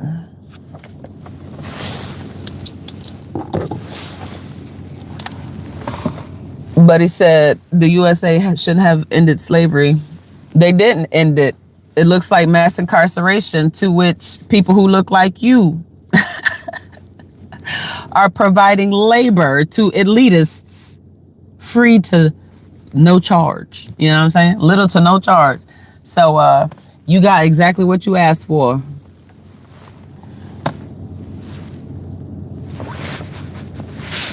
Now go and join them.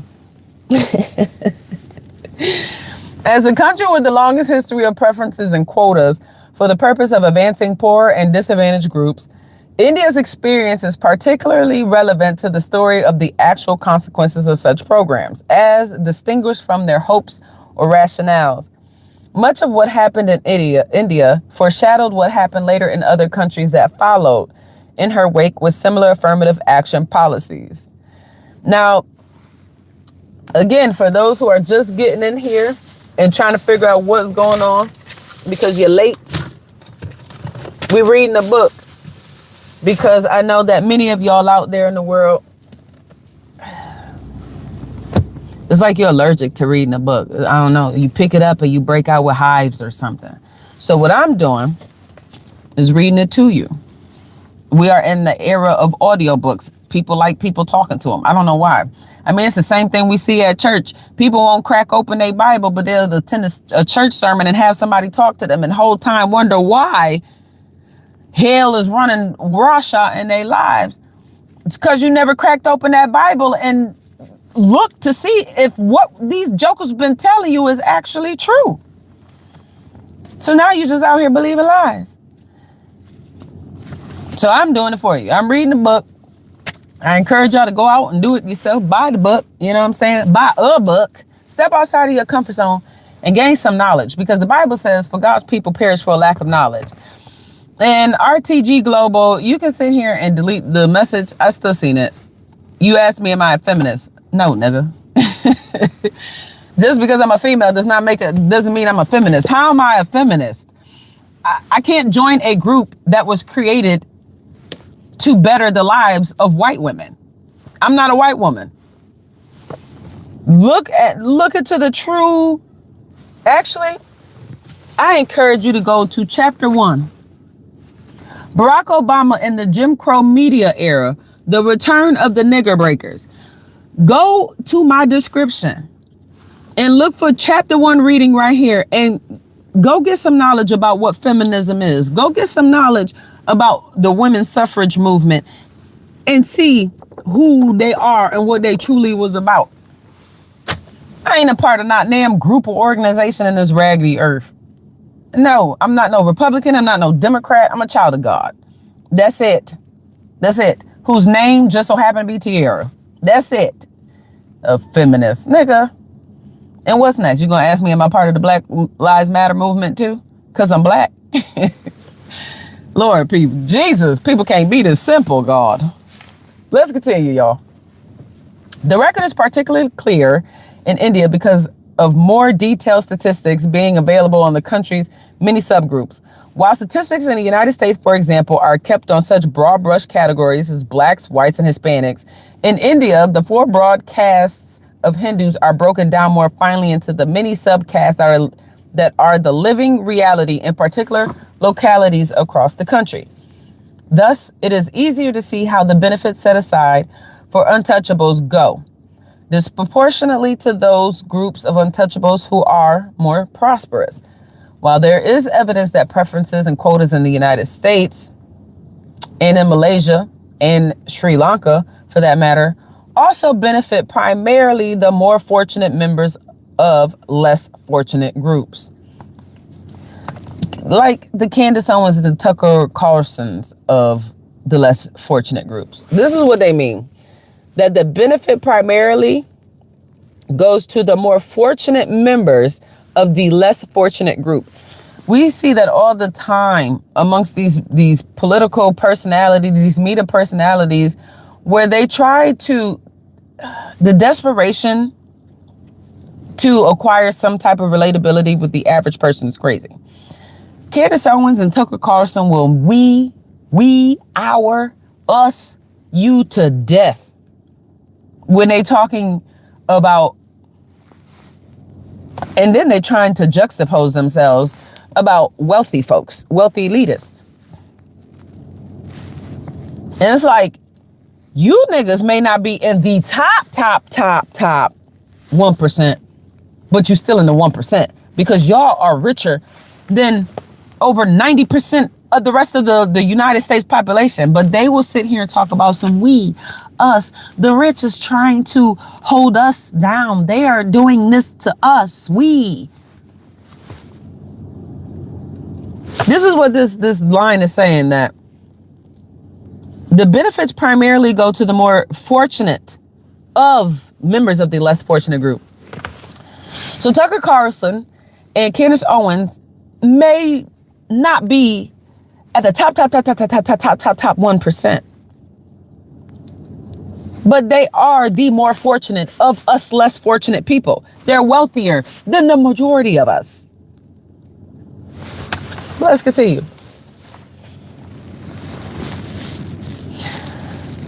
While there is evidence that preferences and quotas in the United States and in Malaysia and Sri Lanka, for that matter, also benefit primarily the more fortunate members of less fortunate groups. American government statistics do not break down the black population by recognizable classes.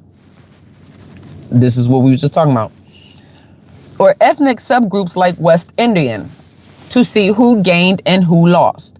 So when people be sitting here trying to tell black people, y'all should be happy because black people fare way better than they did back then because they want to use Michael Jordan and mother freaking LeBron James and the likes as their examples of the elevation of black people, overlooking the fact that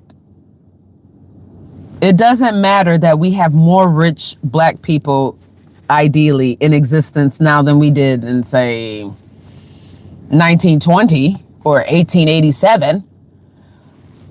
But that doesn't mean that that is indicative of the elevation of all black people. That's obvious. Just because one promotes don't mean we all promote. We live in a country that literally thrives on individuality. There are some more community-based cultures out there, but America ain't one of them. Is when you make it to the top, you did it. You got there on your own. You pulled yourself by your bootstraps. You got it out of the mud. You did it. You did it. You did it. But when you fail, it's everybody's fault but yours. Where in more community-based cultures is we contributed to your perceived success. And when you fail, we fail.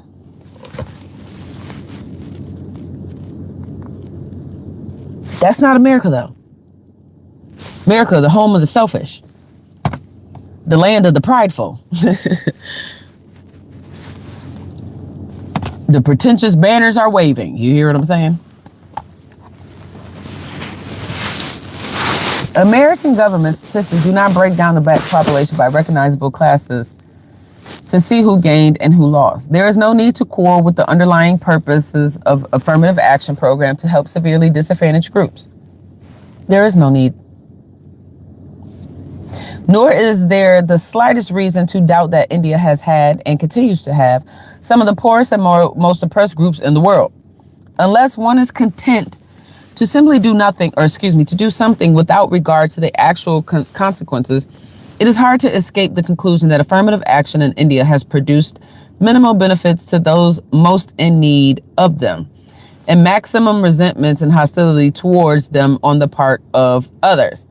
The need for supplementary contributions, whether financial or cultural, from members of the designated beneficiary groups themselves, in order to make preferences and quotas effective, has all but ensured that the benefits will go disproportionately to those individuals and subgroups who are already most fortunate, rather than those most in need, which we see now that most services, most programs that are intended to better the livelihood of people, vocational training, etc. The people that gain access to that are people who are,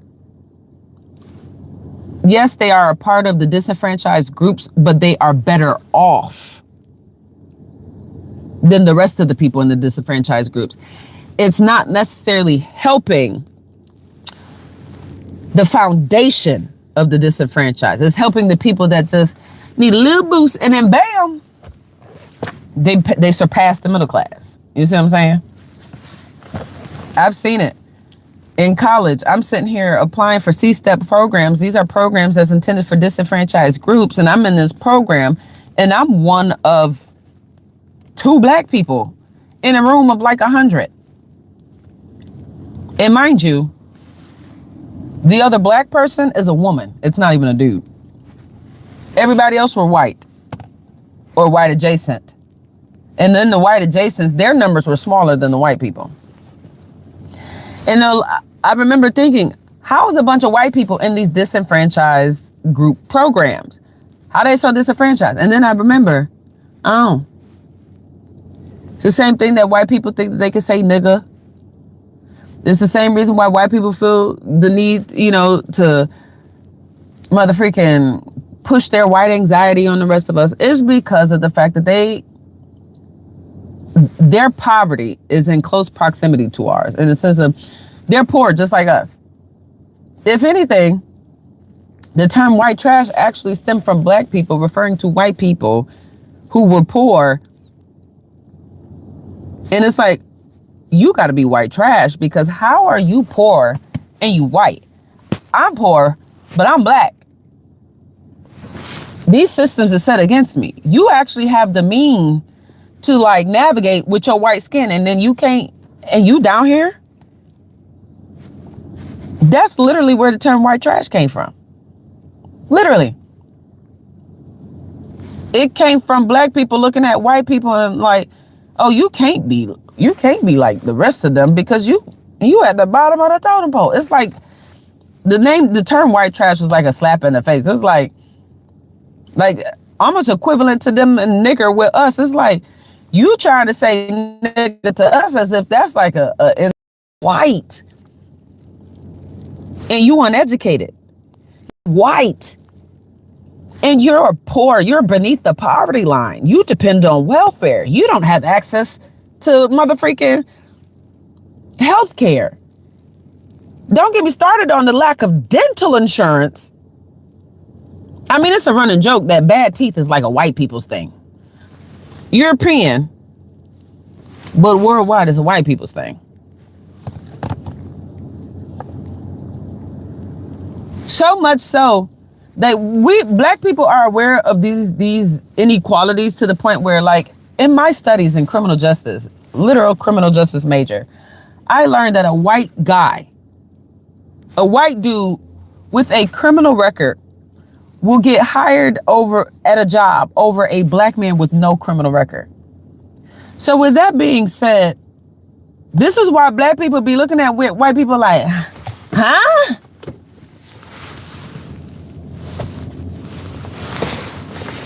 Why are you so inadequate? You're white. I mean, a white dude with a criminal record can get hired over a black dude with no criminal record, and you down here living worse than me? What's wrong with you?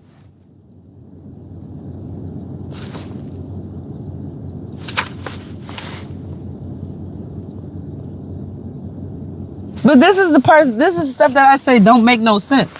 I mean, you could scroll in these comments, scroll up. I got a person calling me. They say, I hate you, nigga.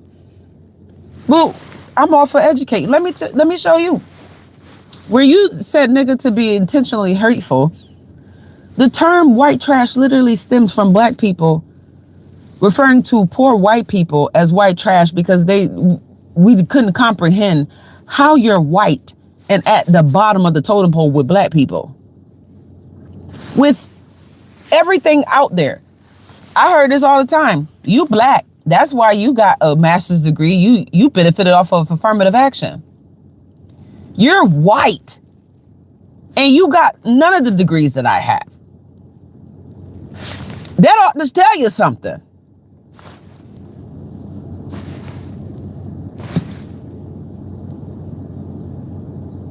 Now, yeah, there's nuances. Because when you look at the amount of people with a graduate degree, the numbers are slim pickings. It's like less than 15% of the U.S. population with a graduate's degree. And yes, majority of those graduate degree holders are white people. But they are usually white people that come from more affluent backgrounds.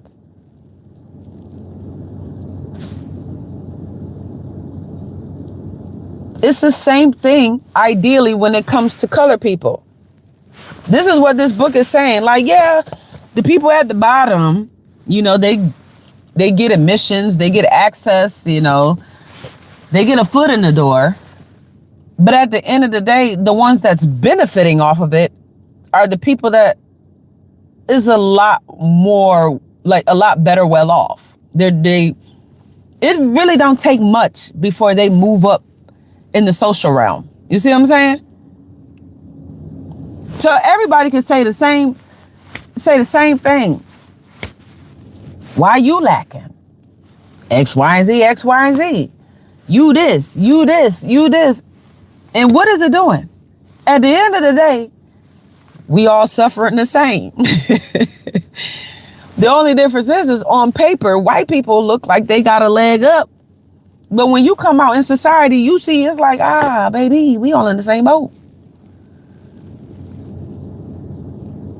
The woman that just treated me poorly, or at least in my opinion, the lady that caught an attitude with me for ringing the doorbell at the bait shop, unwarrantedly, if you were to look at our demographics, they vary drastically. They vary drastically. Whether you looking at finances, educational background, access to resources, but she's white. She's also older than me. But you got people who focus on the exception to the rule, and they try to make it seem, they literally exemplify the exception and make it seem like, well, this happened to the exception, so it has to be happening to the rest of y'all. And this is when fallacies get pushed. And this is when concepts like, well, LeBron James is doing great for himself. You know, the black population got way more millionaires and billionaires now. There's more of y'all that owns homes now. So the black population in the United States as a whole have to be doing just a lot better. Y'all elevated tremendously, overlooking the fact that, no, it's a thing called exception to the rule. Exceptions to the rule. Exceptions to the rule. Stop trying to make those exceptions the rule. They are the exception to the rule. But we offer education here. Let's continue.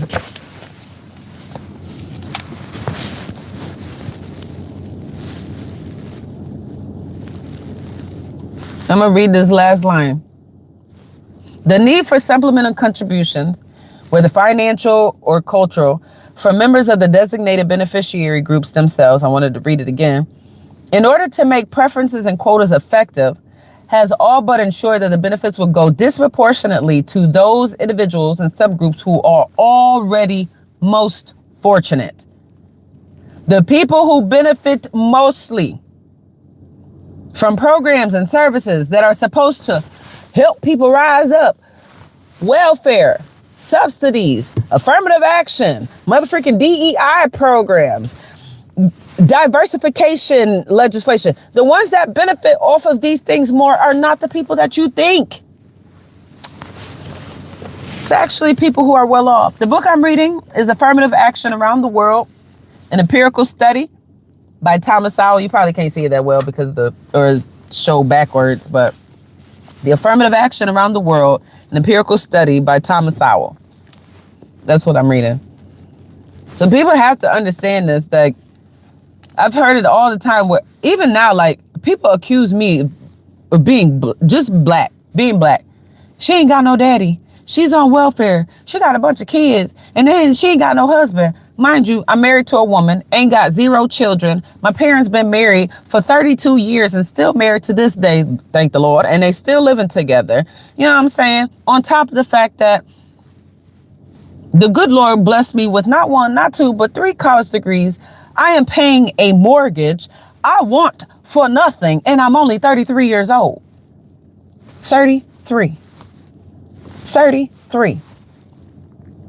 I got money in the bank enough to where I can be a blessing to others and still save. I want for nothing.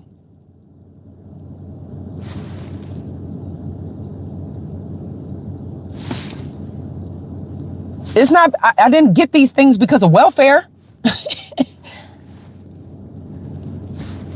I didn't get accepted into Monroe Community College, the Brockport College. I didn't get into Rochester Institute of Technology on affirmative action. It would have been nice, but I didn't. If anything, it got me a foot in the door. They're like, okay, we have to allow black people in here. So that gave me the ability to apply without them automatically saying black. No. But I got in there. It's the exception to the rule.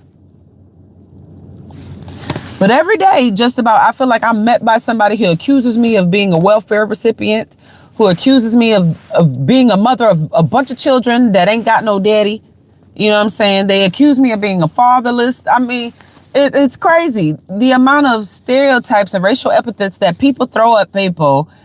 And most of it got to do with projection and just hate. Because if you hate yourself, I can't expect you to love me. I'm just saying.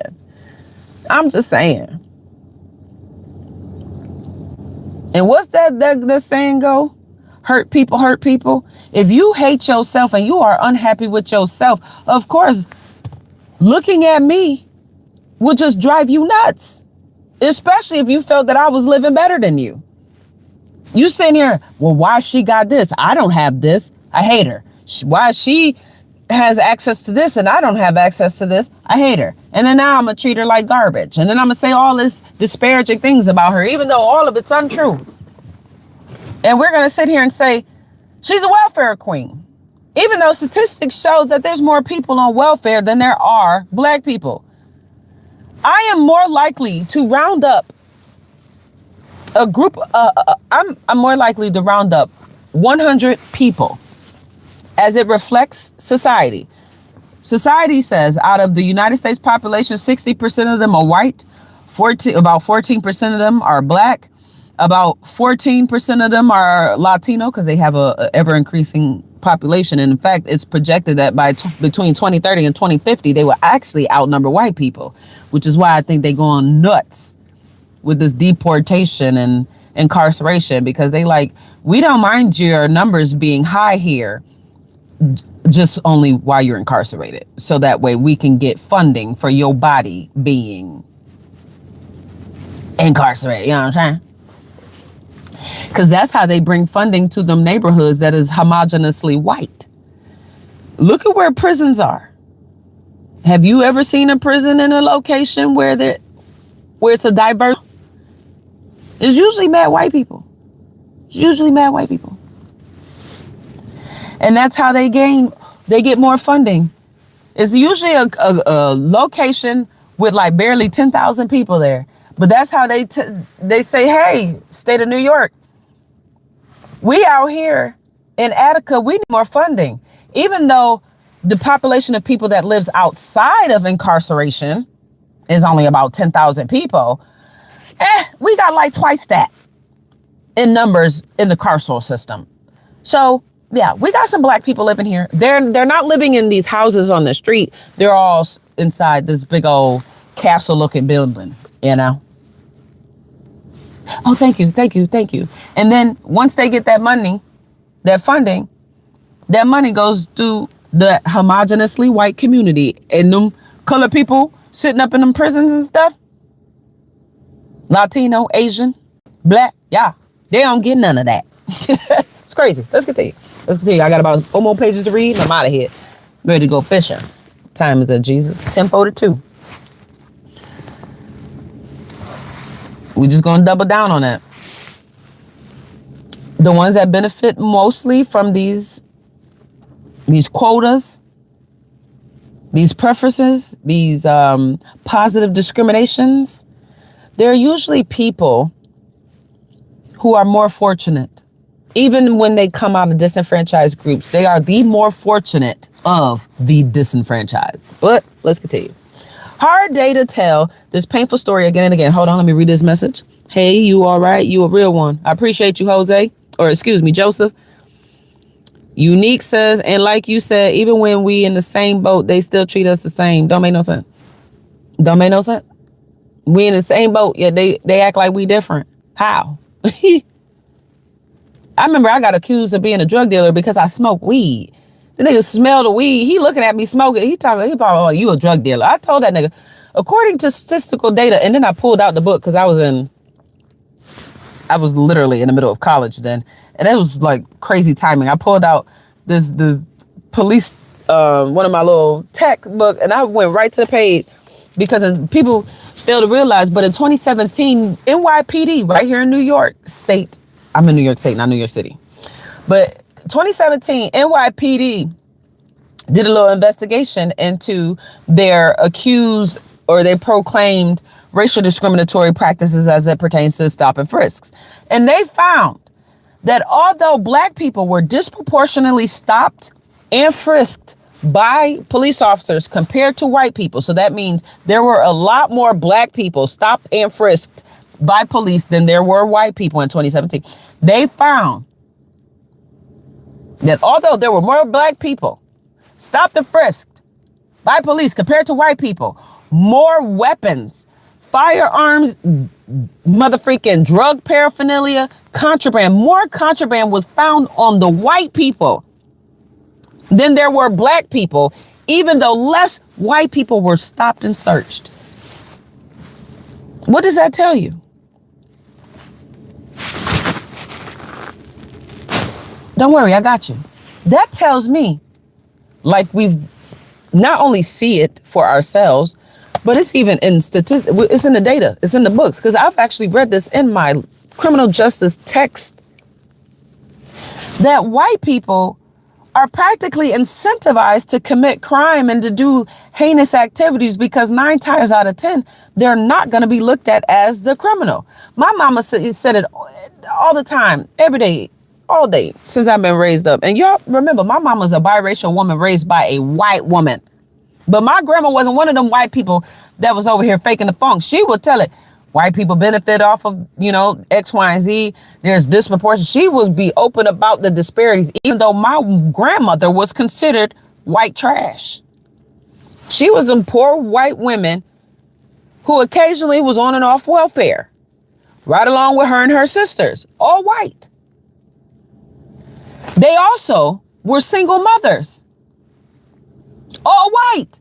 And not all of them had biracial children. One of my aunts, Aunt Sue, she actually had, about 3-4 children? All white. Daddy, where the daddy at? Maybe he here today, maybe he here tomorrow, and then he gone. Then you don't see from him in a while.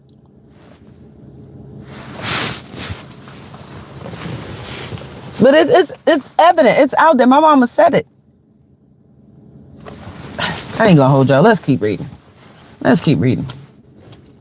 Hard data tells this painful story again and again, despite an emphasis on intergroup disparities as the driving force behind affirmative action policies in India. These policies have themselves shown great disparities in their distribution of benefits. Exactly.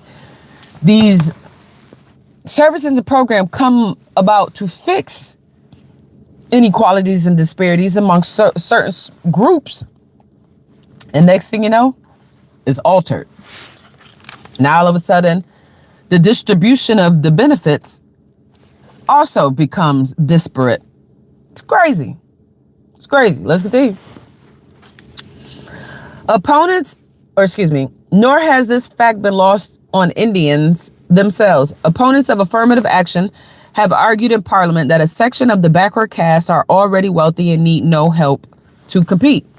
India's Supreme Court in 1992 upheld the exclusion of more fortunate individuals and groups from quotas for members of other backward classes. In 1999, the Supreme Court struck down a quota law in the state of Kerala, which had declared that there was no creamy layer among those granted preferences in the state. The continuing legal and political controversies in India over what to do about the skewed distribution of benefits of group quotas, which go disproportionately to those already more fortunate, at least shows a public awareness of this skewness, an awareness that has not yet become widespread in the United States. I don't know, the United States, we're like the incest slow babies. Like, we just so slow for everything. Slow to catch on, slow to realize that our motherfucking government officials and leaders and stuff ain't who they say they are, and they all want peas in a pod, and they don't give a damn about us. And then they got us involved in Israel garbage, fighting over motherfucking religion, because that's what we involved in. This is a religious war. I don't care what nobody says. This junk is aligned to the Bible too clearly, too cleanly. Okay? That's why I encourage y'all to read the Bible. You'll see we are literally living in the Bible. Trump, that raggedy nigga, and his actions is described in the Bible by another. Nothing new under the sun. History continues to repeat itself no matter how much people try to fight it. But let's continue. Despite talk of limited or temporary preferences, these preferences have persisted and spread out until they now apply to these at least 3/4 of the population of India. Though Indian court limit quotas to 50% of available places, moreover, as an exhaustive scholarly group preferences in India concluded, quotas for the other backward classes are often not only larger than quotas for untouchables and tribal peoples, they never go unfilled. Such facts have been known for decades, but this has not led to any alternative approach to help those at the bottom of the socioeconomic scale. Given that vast amount of intellectual, judicial, and political thinking that has gone into assessments of affirmative action in India, it is hard to believe that there is any readily available solution. Nor does it seem politically possible to end such programs, despite growing demands that they be ended and the rising tide of violence against untouchables as supposed beneficiaries. Nor have members of the other backward classes escaped violence. After the state government of Gujarat expanded the size of the quotas for members of the backward classes in 1985 from 10% to 28%, riots broke out, in which some 275 people died in an orgy of arson and murder. Neither advocates nor critics of affirmative action seem ready to back down. Where courts or officials have balked at various double standards, those double standards have often gone underground rather than gone away. Objective standards have been offset by an increase in non-objective standards, used clearly as counterweights to produce the same group representation results produced by explicit double standards. For example, applicants to a medical school in Tamil Nadu were allowed to receive 75 out of 275 points for such things as sports, extracurricular activities, aptitude, and general abilities, as determined by interviews which lasted approximately 3 minutes per applicant. So y'all figure all that out. You gauge all that in just 3 minutes. And I'm pretty sure these interviews is like an assembly line. Yeah, no, I know that's not efficient. I know that's not efficient. That runs exactly like our court systems. Assembly line, motherfreaking. It goes, by the time you get called up there, it happens so quick. It's like, damn, I don't wait around for that long. Yeah, you did. Most of your time waiting at court was just to get your name called. Once your name got called and you was up there, you barely was up there 30 seconds. I know. I experienced it. Moreover, the ratings of these applicants on the interview show what an Indian court called a disturbing pattern of discrepancy from their ratings on other criteria.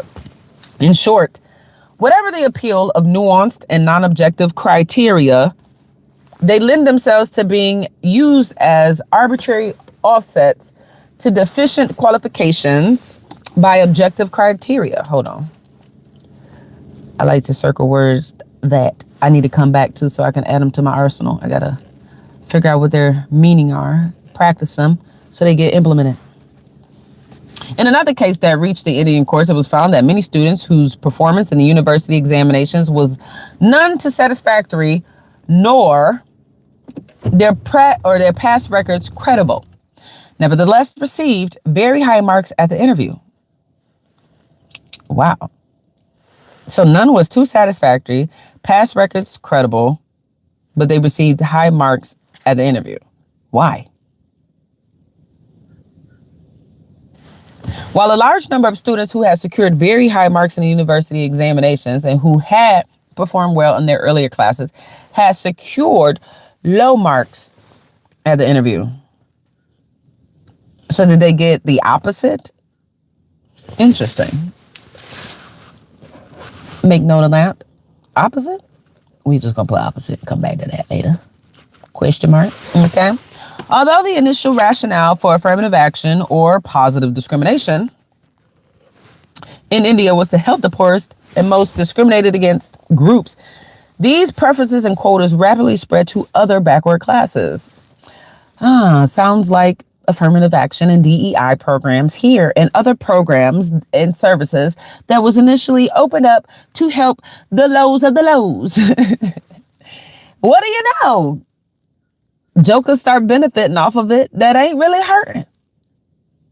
But there's some minor factor that made them eligible. I'm telling you, there's always loopholes for everything, but let's continue. And to many local groups, such as those in Assam, Andhra Pradesh, and Maharashtra, whose main problem was their own inadequacy and their resentment of other groups who were more successful in education and in the economy. Okay. Neither the scope nor the rationale for group preferences of quota could be confined to what they were initially. Okay. Within the short run, which is to say within the time horizon of elected officials, the most politically expedient thing to do is to continue to extend preferences to more groups in more sectors of the society and the economy. That is, in fact, what is being done. But why extend it? Why? Like, it has shown to lead into violence. So why? Try something else, right? They said it's insane to do the same thing over and over and over and over again and expect a different result, right? That is, in fact, what is being done. In the longer run, cultural changes within the intended beneficiary groups will be necessary in order for the poorest of them to actually utilize all the benefits theoretically available to them. Yet there is no political mileage to be made by telling people to change themselves, nor would it be easy for untouchables and others to adjust to changed conditions in ways that would promote their own advance or the advance of their children. Money for school supplies, transportation to schools that are widely scattered, or living expenses for residential schools or colleges are not easy to come by for desperately poor people. Equally difficult to provide are cultural prerequisites like parental literacy, books in the home, or just an appreciation of a need for education great enough to overcome the competing need of the fruits of the children's labor and families living on the edge of subsistence. Uneducated or less educated parents are also less able to provide guidance to their children in their educational choices. That is so true, because I couldn't even rely on my motherfucking parents to assist me. Everything was just like first time exposure. I'm learning right then and there. First time. Like, it's crazy. So let's continue.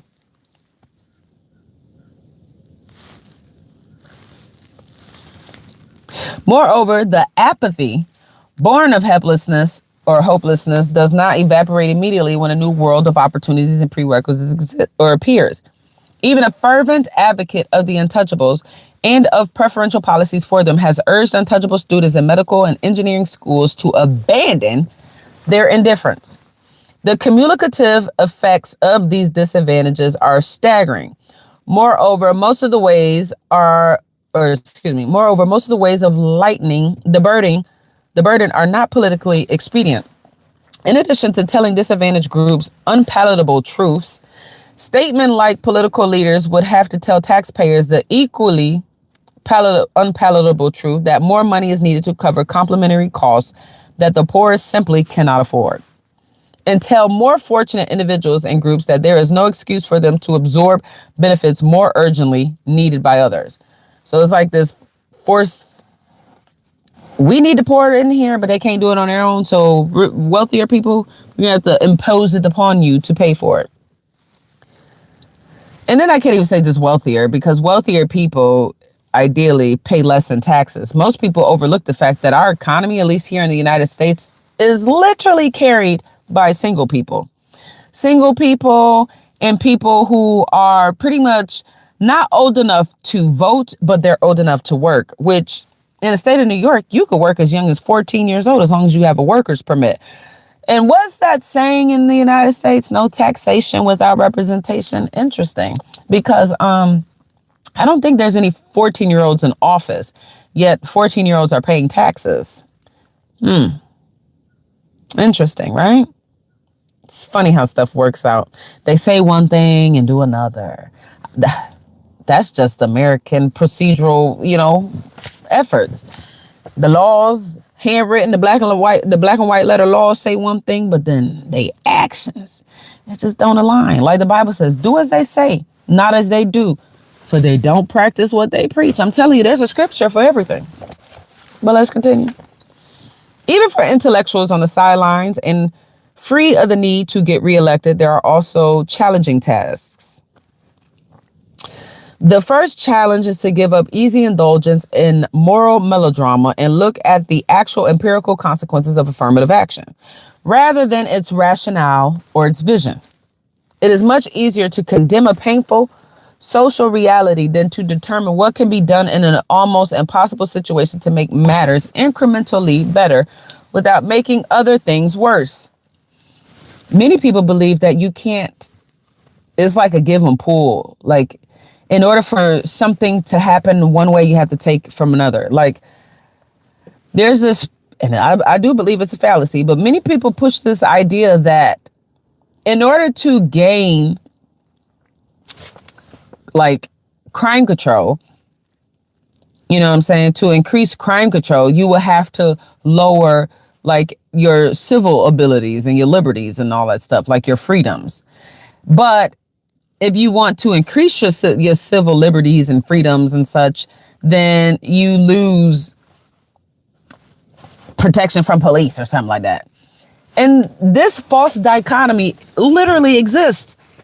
I've been hearing it for at least a decade now, since I've been getting educated in criminal justice matters. And I tell you this, I don't understand how people could come to these conclusions without starting with, this isn't a conclusion, it's a theory, because I did nothing to prove this, but they push them as conclusions. Didn't do anything to measure to see what they said is accurate, but they spew in the garbage. It's crazy. But let's continue. We almost done reading, y'all. We almost done. Where did I leave off, Jesus? The first challenge, no, I read that, is to give up the melodrama. Okay. It's much easier to condemn a painful social reality than to determine what can be done in almost impossible situation to make matters incrementally better without making other things worse. Dealing seriously with such problems means giving up easy, feel-good gestures like adding points to the scores of less fortunate applicants for university admissions and subtracting points from the scores of the more fortunate, which I really believe that they be doing. Okay?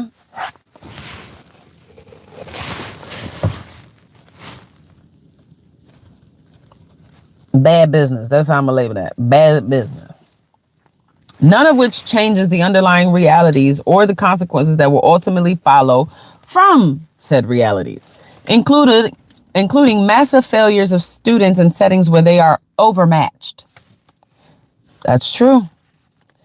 Which is what I used to hear a lot, especially at MCC, because I went to a community college for my first college, and I'm so glad I did, because all three of my degrees were free by the grace of God. My GI Bill, my post 9/11 Montgomery, or my post 9/11 what the freak? Yellow ribbon, I think it does. Yeah, covered associates, bachelors, and masters. And it's because you got to play smart, right? They only awarded us like a certain amount of money. I think it was like $80,000 or some trash like that. I might even be extra generous on my number. It probably was lower. But I was like, oh, I'm getting the most out of this thing. So yeah, I could have wasted mad money and maybe acquired an associate's degree from a prestigious college. But I decided, nah, I'm going to go to Monroe Community College because they got that 2+2 program. So I sit here for 2 years and then I could go elsewhere. I can get my associates in 2 years and then I could go on somewhere else and get my bachelor's in 2 years. And that's exactly what I did. Got my associates at Monroe Community College. My freaking degree probably didn't even cost $25,000. And then I went to motherfreaking Brockport, got my bachelor's degree, was there for only 2 years. Same over there. It was like barely $25,000. The most expensive school was RIT. That junk sucked up the remaining balance. But by the grace of God, 3 degrees for free using, the benefits. There's a lot of people who don't utilize these benefits. The benefit of school. And when I say like stuff changed, because when I was in the military, right, I was attending college, but it wasn't touching my GI Bill. Military personnel now, if they go into college while they are still in the military, that thing is eaten up at their GI Bill. I had this amazing staff sergeant by Staff Sergeant Janine Weems. And I bet money that that lady, before she got out the Marine Corps, she had enough credits to acquire a PhD. That is an intelligent black woman. But she told me, she said, Grayson, you need to motherfucking sign up for school. You plan on going to school when you get out of here? You need to, because you need an education. You need some degrees. She was putting me on about black women and how we need to do better for ourselves and blah, blah, blah, blah, blah. And then she told me, she was like, you can sign up for school now and it's no charge to you. The Marine Corps will pay for your education and it doesn't affect you not one bit. And so I started taking college. I didn't take enough to where I can acquire a degree, but by the time I got out, all my credits transferred over, which made it easier and less money spent to get my associate's degree. So I had more money using my GI Bill to get my bachelor's and my master's degree. But now, like I said, they done changed it. Because Staff Sergeant Weems, she was in probably a whole 8 years maybe before I got in there. And by the time I got out, I think I was hearing rumors like 5-6 years ago that they changed it where there's like, oh no, the Marine Corps ain't paying for your education. If you in the Marine Corps, you gonna use your GI Bill. That same thing, that same benefit you get when you get out, that's gonna pay for your education. That's crazy. It's crazy. Sometimes I'll be thinking like, damn, I wonder how many degrees Staff Sergeant Weems got, honestly, because I'm telling you, this lady has so many mother freaking credits. She has so many college credits, and she says she has started going to school within like the first year of her joining the Marine Corps. And mind y'all, she was in probably like 6 years by the time I got in it. She showed me her stuff. She never told me what degrees and whatnot, but she was just showing me like, she was like, look at all this education. And I got this, these grades, blah, blah, blah, and I'm not paying nothing. The Marine Corps pays for it. And she told me, and then she said, when I get out, I can continue to further my education even more by using my GI Bill. I thought that was crazy. But it's so evident because I remember in college, and the reason why I brought it up is because when I was in college, I remember teachers was always complaining about how it seemed like they had this high influx of students that was just ill prepared for what college had to offer. Like the main thing they pointed out was when it came to like the writing curriculum, right? They were talking about how a lot of students were coming to college with this experience in the MLA writing format where no field permits the MLA format. Like that literally just applied to grade school, college, outside of college, and the research study field. Like they all depend on that APA reading style. So I remember when my teachers complained about that because they was like, damn, now we have to practically like reteach or teach these students something unfamiliar to them, completely new, just so that they could be prepared for what we have to offer, which kind of slows down the process because now instead of jumping into the curriculum that they supposed to jump into because that's what they applied for, now they got to take some time out to even get them to be able to do the work that they applied for. Here in America, we got a bunch of people going to college and they ill-equipped because grade school isn't that. There's a disconnect. But let's continue. We almost done, y'all. Any serious concern for the success of socially disadvantaged students in higher education must begin years before they reach universities. This means that even the most successful efforts at giving them the educational foundation that they need, and such success is not easy to come by, is unlikely to show results at the university level until perhaps a decade later. Yet, how many politicians, activists, or intellectuals are prepared to wait that long?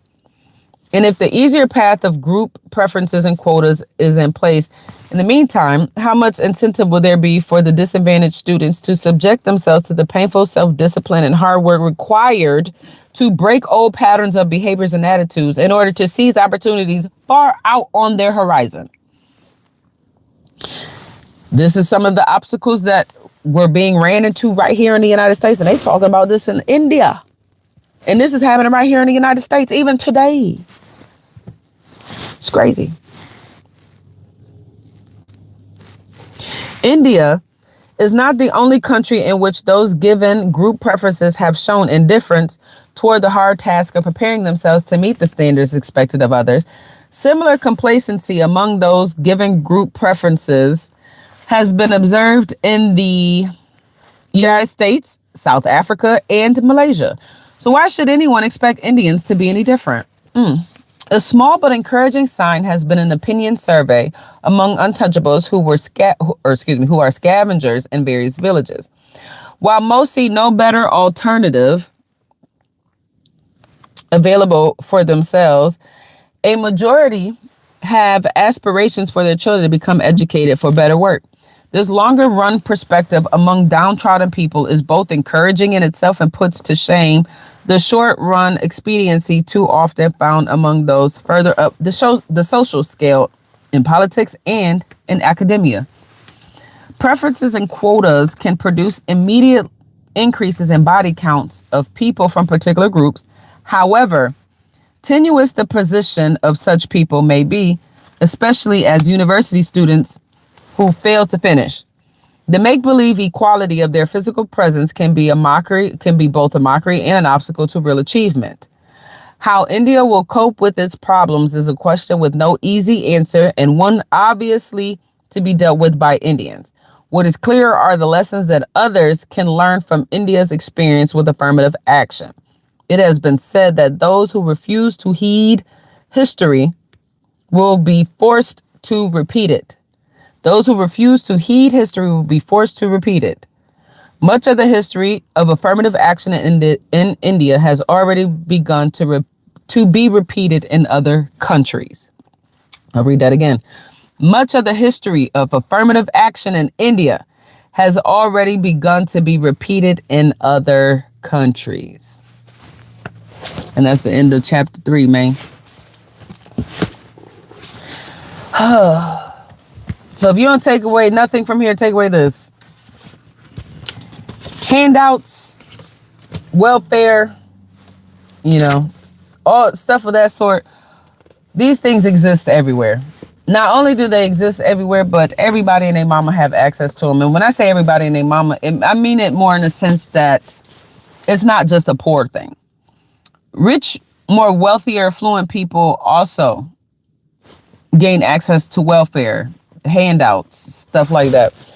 So I truly encourage folks to really educate themselves and really become accustomed to what is going on in this world, because a lot of us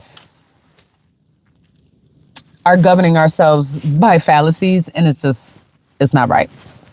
You gotta fix it. All right. So I thank y'all for stopping in, tuning in with me. A little housekeeping. You can follow me on my other channels. I got Tierra the Athlete. You can find my athletic endeavors there, as well as you can follow me at The Antithetical Antagonist, which is a podcast that I have where I talk about all types of topics, especially stuff pertaining to what I talk in these readings. But I also do interviews and such. And so, feel free to chime in with me there. And make sure y'all be on the lookout. Go down to the description, right? If y'all haven't caught up with the first chapter, go to the description because the first chapter link is there. So y'all can catch up with the first chapter of this book, Affirmative Action Around the World, an Empirical Study by Thomas Sowell. And so you can catch up on the first and all the chapters of Blood at the Root, A Racial Cleansing in America by Patrick Phillips. And so you can get involved with this book. And you can catch up with the first chapter, Barack Obama and the Jim Crow Media, The Return of the Nigger Breakers by motherfreaking Mr. Ishmael Reed. So check out my description. I thank y'all for liking this video. Make sure you share it because the whole point of my platform is to help encourage the spreading of knowledge. That's it. I don't aspire to get paid. This is a hobby. I won't even lie to you. This is not my job. I do this for fun. This is why I'm doing it right before I start fishing. It's not a job. I thank the Lord for supplying all my needs. I don't need this to live. So I do it when I can get to it. But yeah, make sure y'all tap in with the rest of my content. And I am changing the live for this reading because this reading will be done. But yeah, It's just a matter of when, because a sister about to go fishing. So I got my little worms. I love y'all. God bless and peace. You see where I'm at. About to go fishing.